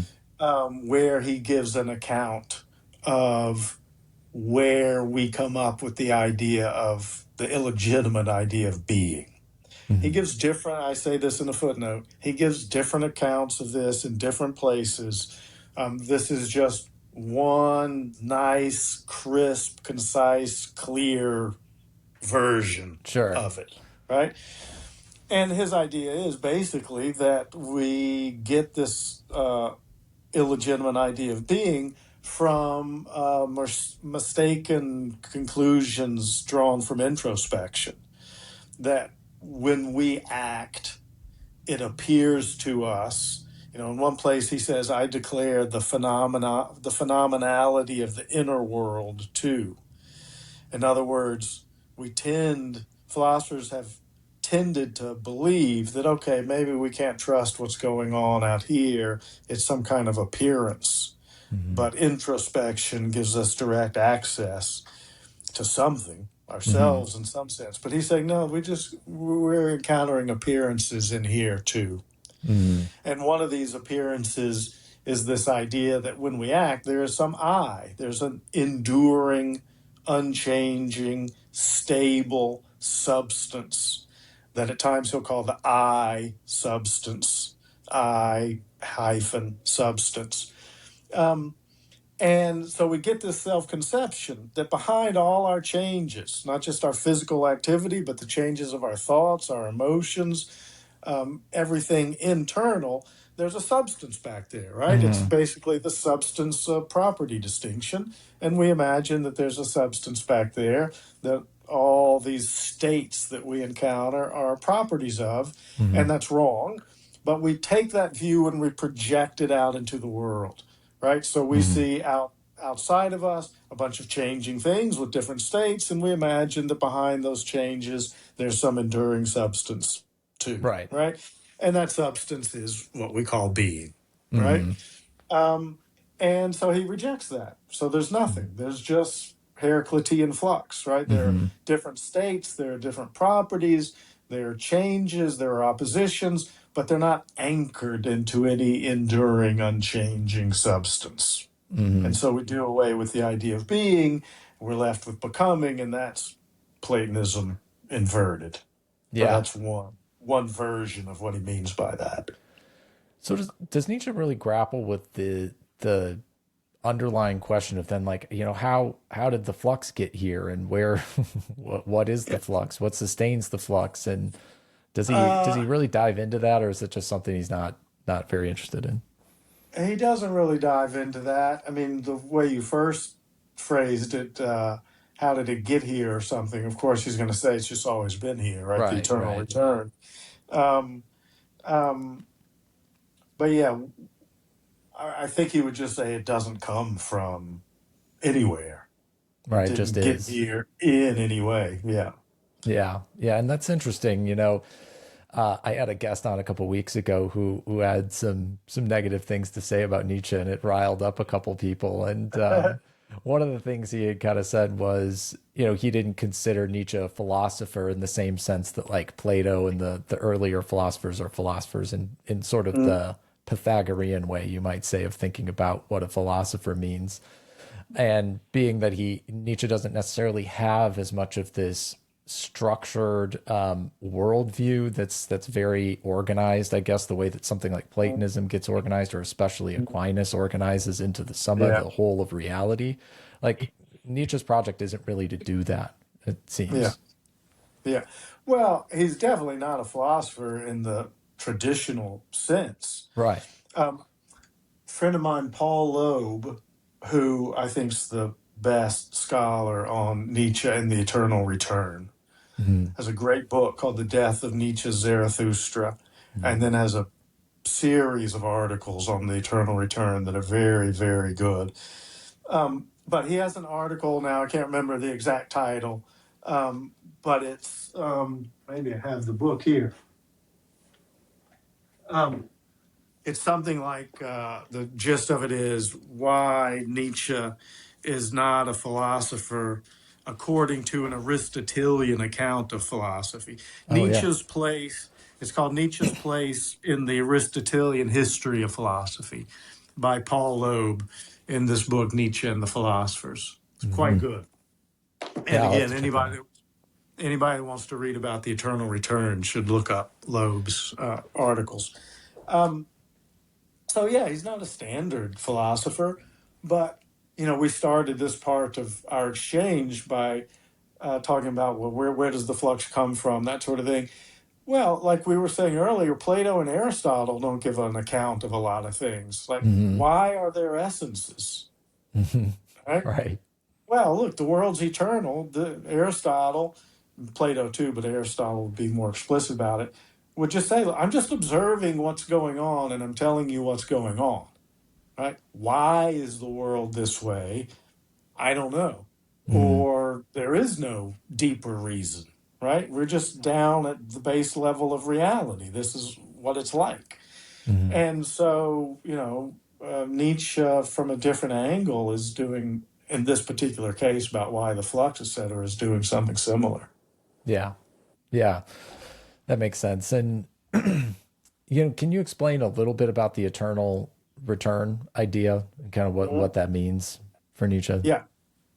Now, if Paul Loeb watches this, excuse my oversimplifying, because he's really developed this idea in some fascinating details that I will just kind of brush over um, because we don't need to go into them right now. But the idea is that the history of the universe, including time itself, repeats itself Hmm. infinitely. And so, just for the sake of this oversimplified illustration, let's say the history of the universe is 500 billion trillion years. At the end of 500 billion trillion years, it starts over again, and the exact same things happen in the exact same order down to the Right. smallest little detail. And that never stops. Just put it that way. That never stops. Yeah, I don't think I understood that concept until recently of what he Mhm. was talking about because the way I always thought of the eternal return was just this idea of like kind of like cyclical life, you know, you think the universe it's the big bang and then it sucks back into a point and it goes out again. Right. But this is much more specific and like no, the exact same thing is going to happen again. You know, like you Exactly. were born at this time and when the universe hits the reset button, you're going to live the same thing over again and again and again Exactly. into infinity. And we're even being a little sloppy in using our word. Now I'm borrowing from Paul Ope and using our words again or the reset Mm, button, because when you describe the eternal return, you can often make it appear like here's the history of the universe, then it happens again, and then it happens again, as if there's a large field of time, right. right? Yeah. That it's going through different You're cycles, saying that but there no, no, isn't no. even the Time, field. exactly, Right. exactly, right? It's this or something. I don't know. Yeah, that's right, that's right. Yeah, that's Um, interesting. but the way that ties in to this theme of nihilism, of course, Hmm. one of the ways is that it's a fine illustration of the meaninglessness and purposelessness of the history of the universe, right? Hmm. Because in something like a Christian account, the universe has a plot line built Hmm. into it, right? It has a beginning, it has an ending. Hmm. Events are happening because they're leading up toward that ending. Um, and so you can ask questions like, well, why is this happening? And you can Hmm. give various answers, which, whether or not they're satisfying, uh, you know, it's part of God's plan or whatever the answer might be. But in Nietzsche, this is just what happens, right? There's no meaning, there's no purpose, it's not going anywhere, there's no author telling a story by any of it, right? Right. Yeah. There's a Sisyphean quality to the whole thing. That it's just the Yeah. rock goes up, the rock comes back down, and the rock goes back up again, and you just keep doing that over and over Right. again. And you know, Uh-huh. even without the sort of linear time of Christianity and leading to some eschaton at the end, even in Platonism, you get some sense that there's a telos and direction to things. It's kind of Hmm. evolving toward some sort of perfection ultimately. And, Yeah. you know, that's not even something that's necessarily in time. It's still cyclical, but there's still purpose, right? Right. And but you can really see with the eternal return idea, it's like there's really no point to anything. There's certainly no objective. Like Right. there's no built-in point telos meaning, Mhm. And so, which is, as I say, one expression of what nihilism is. right. And so you've got two forms of nihilism in the book that you really focus in Mm. on. So there's the metaphysical nihilism and then the psychological nihilism. And Yeah. there's some differences there. Can you kind of explain like, you know, how do we get from Nietzsche's worldview of just total becoming then and the eternal return and how do we start moving into this sort of philosophy of nihilism then? Yeah. So Nietzsche wrote a lot about nihilism in his notebooks. He didn't write much in his published writings about it, Mm. though he promised that he would.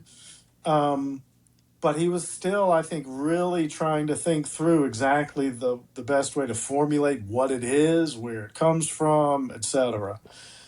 So if you look at the controversial volume, The Will to Power, which need not be controversial as long as people know what it is, right? It's Hmm. a collection of his writings that his sister put together. Hmm. Um, but the first part of that book, there's a whole bunch of his notes on nihilism. And he's exploring different formulations of it, understandings of its history, etc. And so I borrow in my account from a note that I've always really liked. It's note number 12 in The Will to Power. because if you read his notes on nihilism, a lot of them are like notes. They're like his personal notes, right? So Hmm. sometimes not even clear what he's talking about. But this note is, I think, very clear and very helpful. Now, like I was saying about my account of Nietzsche's account of the history of our conception of being, that I borrowed from section 5 of Reason and Philosophy of Twilight of the Idols, that's just one of his ways of expressing it, Hmm. right? I just think it's a clear, helpful way. Okay, the same thing here, okay, with this note number 12. I just find it a really clear and helpful account. And one thing I really like about it is this distinction between metaphysical and psychological nihilism, because people these days just talk about nihilism. Yeah. And sometimes they're meaning nihilism as a psychological state, right? They don't Hmm. like their life. They think life is pointless and lacks value. Sometimes they're making a claim about the nature of reality. Okay. Hmm. In this note, Nietzsche does not use the expression metaphysical nihilism. It has 3 paragraphs. And the paragraphs begin: nihilism as a psychological state will come about first, and then he'll say something. Next paragraph: nihilism as a psychological state will come about second, and then gives a paragraph. So it's clearly nihilism as a psychological state, Hmm. right? But then in each of these paragraphs, when he's explaining how that psychological state comes about, that explanation involves an understanding of reality. Hmm. Okay. And I'm then giving that the label metaphysical nihilism. Right. In other words, just a nihilistic understanding of reality.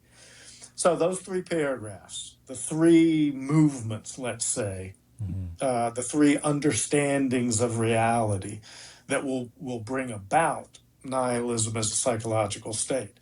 Those 3 understandings of reality, first, as he puts it, becoming aims at nothing, like Hmm. we were just talking about, right? Right. The universe is not going anywhere, right? And here, by becoming, he means something like the history of the universe, right? Hmm. The history of all this flux and change, etc. It's not going anywhere.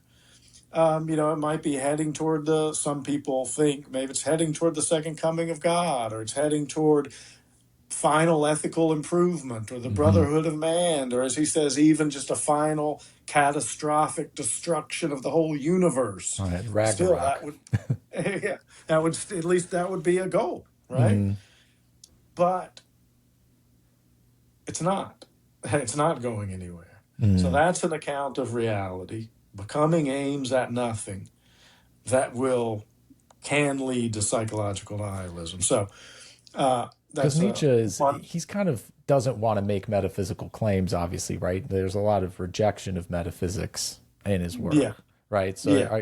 do you think the reason why he's not calling it metaphysics or anything like that is because he doesn't want to attribute anything to that, but you can kind of I read don't into it, know. or I think if the word metaphysics can mean a couple of different things.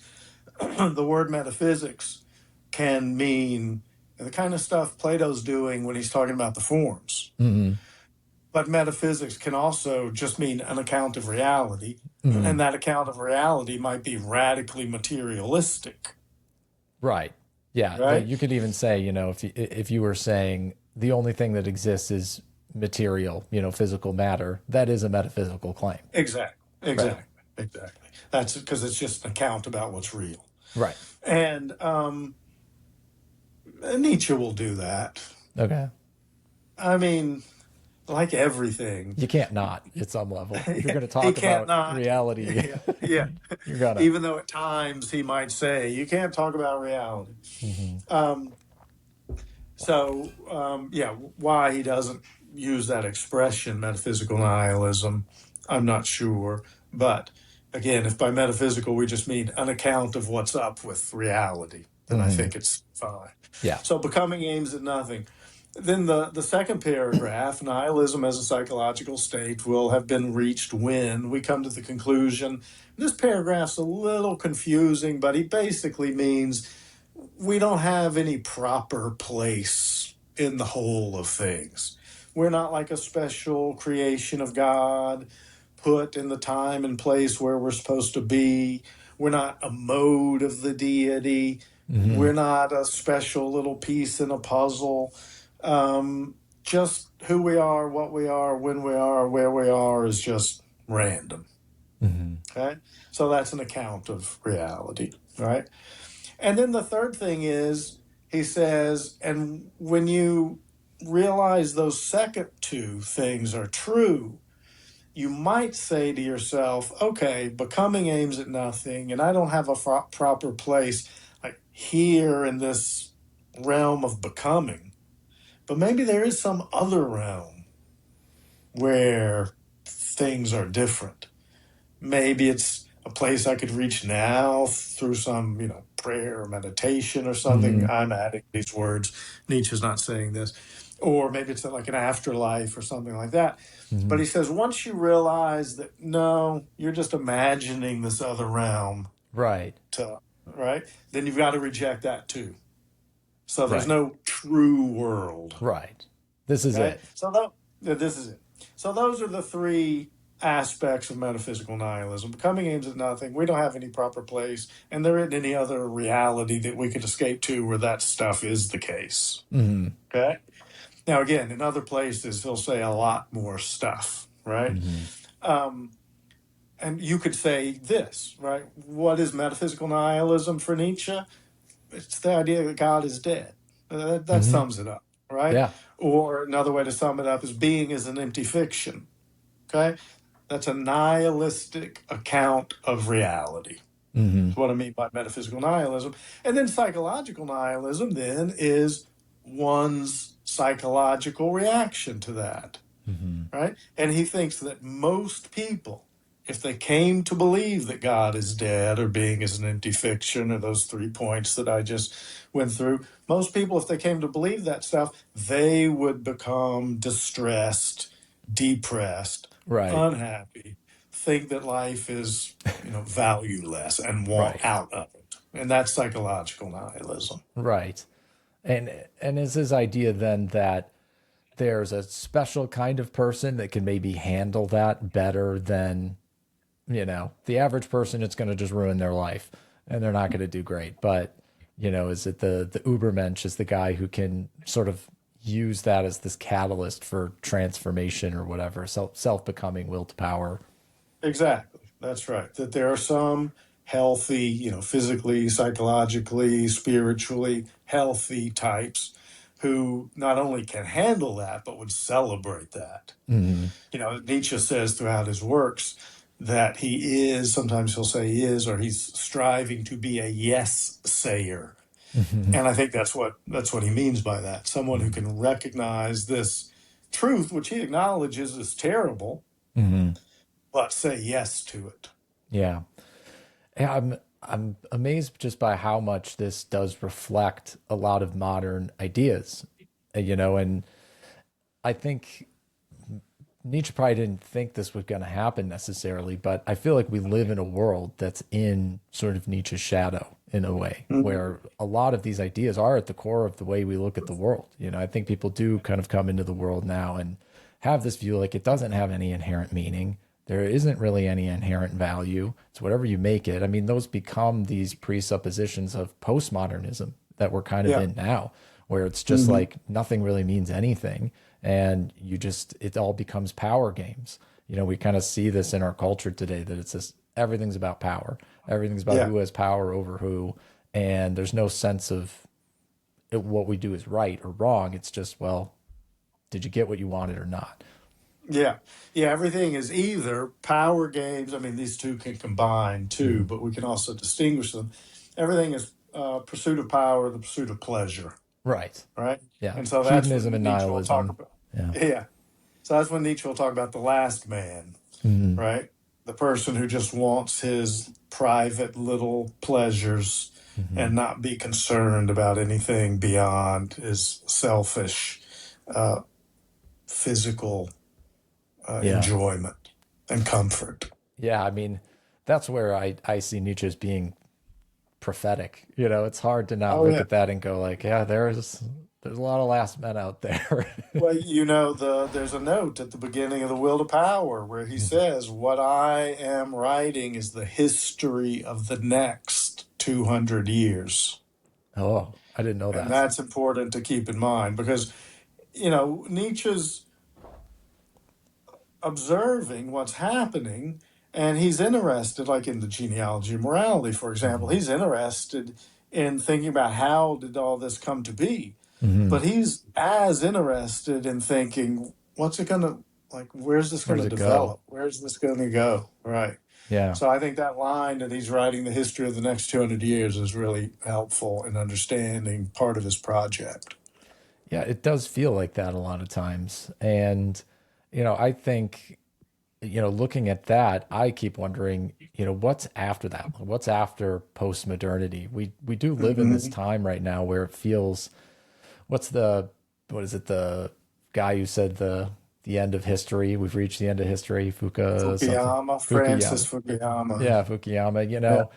it feels like that sometimes, but at the same time, I keep getting a feeling, and maybe this is why I'm a Platonist, that there is this sort of thing on the horizon that the almost the the rebirth of being, the Hmm. return of being. I kind of see Yeah. like we can't go down the nihilism train forever. It seems like it would Right. lead to our destruction if we really just kept down it forever. But, Hmm. you know, I'm curious what your thoughts might be on that of like, where do you see the next 200 years going?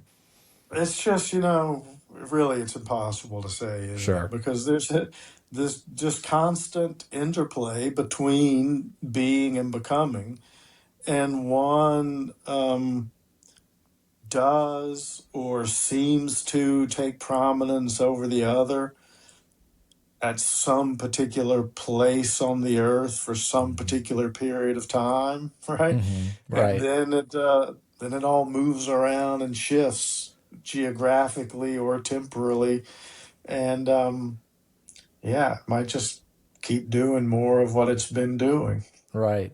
Yeah. I mean, even with the, Parmenides and Heraclitus, is it this, eternal tension that just goes on where we drift into being and we go more into becoming and we do oscillate between those two extremes. And I get it at some point where, uh, you know, when looking at Aquinas and what was going on in the Middle Ages, I forget who wrote about this. I was reading recently. It's just this idea that when being becomes sort of absolute, in the sense that you've got a completely worked out, fleshed out idea of reality, there's Hmm. a desire to destroy it. Like it's like there's Hmm. too much certainty. There's too we just can't have a perfect map of reality. It doesn't work for us. And we'll Right. actively destroy it if we get it. Yeah. You Yeah. know? I can kind of see that a And, little bit. and you can add to that, like even in the 1200s, what we're describing is happening in Europe. Right? It's not Hmm. like the whole globe is doing that. Right. Right? The whole globe isn't um, uh, generating a being account of reality in the 1200s. So, like I was saying, not just temporally, but globally, these being and becoming are constantly shifting and entangling with one another and working themselves out in weird, different ways. Yeah. Yeah, that's a good point, that we are talking about the history of Western philosophy and the way that it goes for us. But yeah, in other places, that story is different. But the story does still seem to be there. You can still find the sort of being and becoming story if you're going around looking for it in Oh, most sure. Yeah. cultures. Yeah. Yeah. Yeah. Yeah. Hmm. That's fascinating. Today, when the cultures are so intertwined too, obviously, unlike in the 1200s, what's happening on the other side of the globe is going to have an immediate impact on what's happening here now. Mhm. Yeah. Although today it does seem like some of these Western philosophical ideas have spread worldwide. Oh, sure. This kind of like contemporary nihilism idea, it is everywhere. Yeah. Across the world at this point. One of our exports, I guess. Yeah. Well, one kind of question I had for you too on you were talking about Twilight of the Idols, and obviously Hmm. at Platonic Path we get into Platonism, but we get into some paganism and other things as well. And so Hmm. one of the things that's a big tension in there is this characterization that Nietzsche has of the philosophers and of that worldview.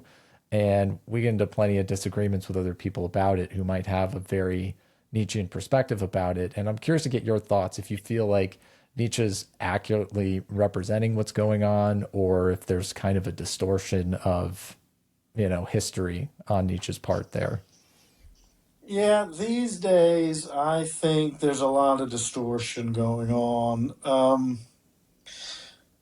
When I was younger, and I think this is true of a lot of people, Nietzsche's brilliance is just overpowering. Hmm. Um, and when I was very young, like when I was a undergraduate student, and I think it seems like recently one of my students mentioned doing something like this.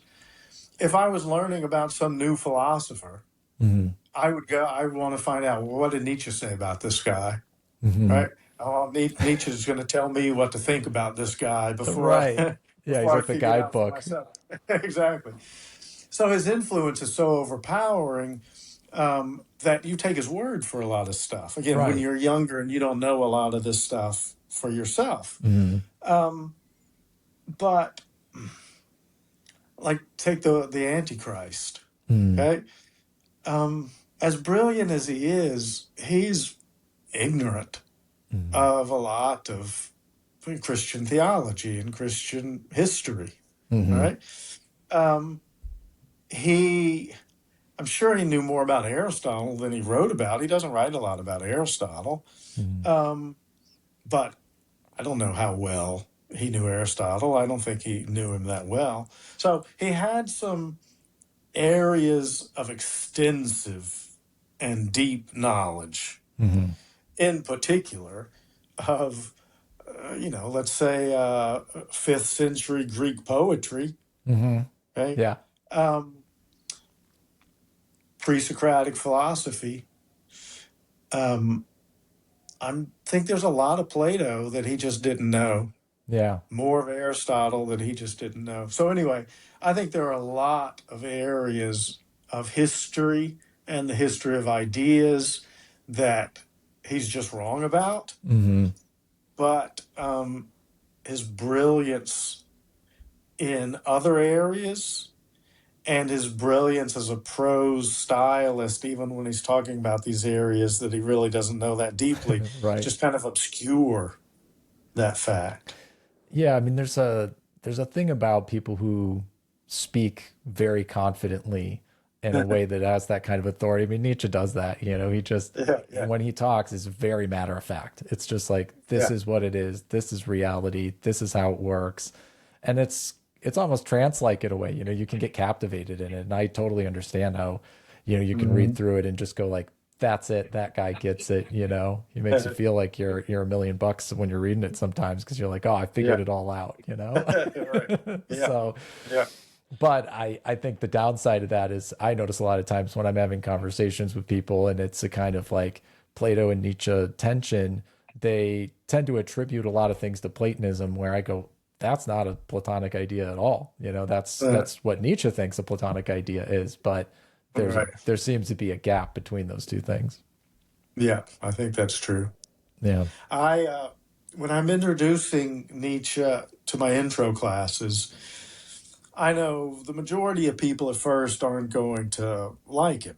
Hmm. um, and so I'm thinking back on this now. This occurred to me recently, maybe why I do this. I'll make a point when I'm first introducing Nietzsche of stressing, and all of this is true, stressing his educational background. And I'll usually wind up saying one of the most educated type of people who's ever existed is a 19th century German philologist. And Nietzsche was like at the pinnacle of 19th century German philology. Uh-huh. which is another way of saying, look, you got to take this guy seriously because he knew a whole hell of a lot, Mhm. right? Right. Which is true. But as we were just saying, it doesn't mean he knew everything. Mm, And it doesn't mean his judgments about the things he did know were accurate either. right. Yeah, there's definitely some room for disagreement there, and it, Yeah, doesn't have to be all end all. But yeah, that's right. it's a fascinating story, really, just the whole turn of Western philosophy, and I think you put it in just such an interesting way of that tension between being and becoming, and you kind of end the book on that, just returning to that whole theme of being and becoming, and Hmm. it does seem like that's maybe the thing we're always going to be talking about when it comes to philosophy at some level or another. Yeah, and I end, speaking of talking about it, and going back to what we were saying earlier on about I like to see Plato and Nietzsche as similar types, even if they're disagreeing, Hmm. right? I end by saying something like, I like to imagine Plato and Nietzsche walking together, talking and laughing about these things. Yeah, yeah. Well, I think that's a good place to end it. So, Okay. well, good. Well, thanks for coming on. So where can people get the book? Everywhere. Yeah, It's published by Bloomsbury. The obvious place is Amazon, but wherever they're selling books, it'll be available. great. Well, I highly recommend it. I hope people go out and read it, and really appreciate the conversation. It's been great talking to you about it, and hopefully we can talk some more in the future about it too. Of course, thanks. I enjoyed it. Yep. Thanks. Thank you.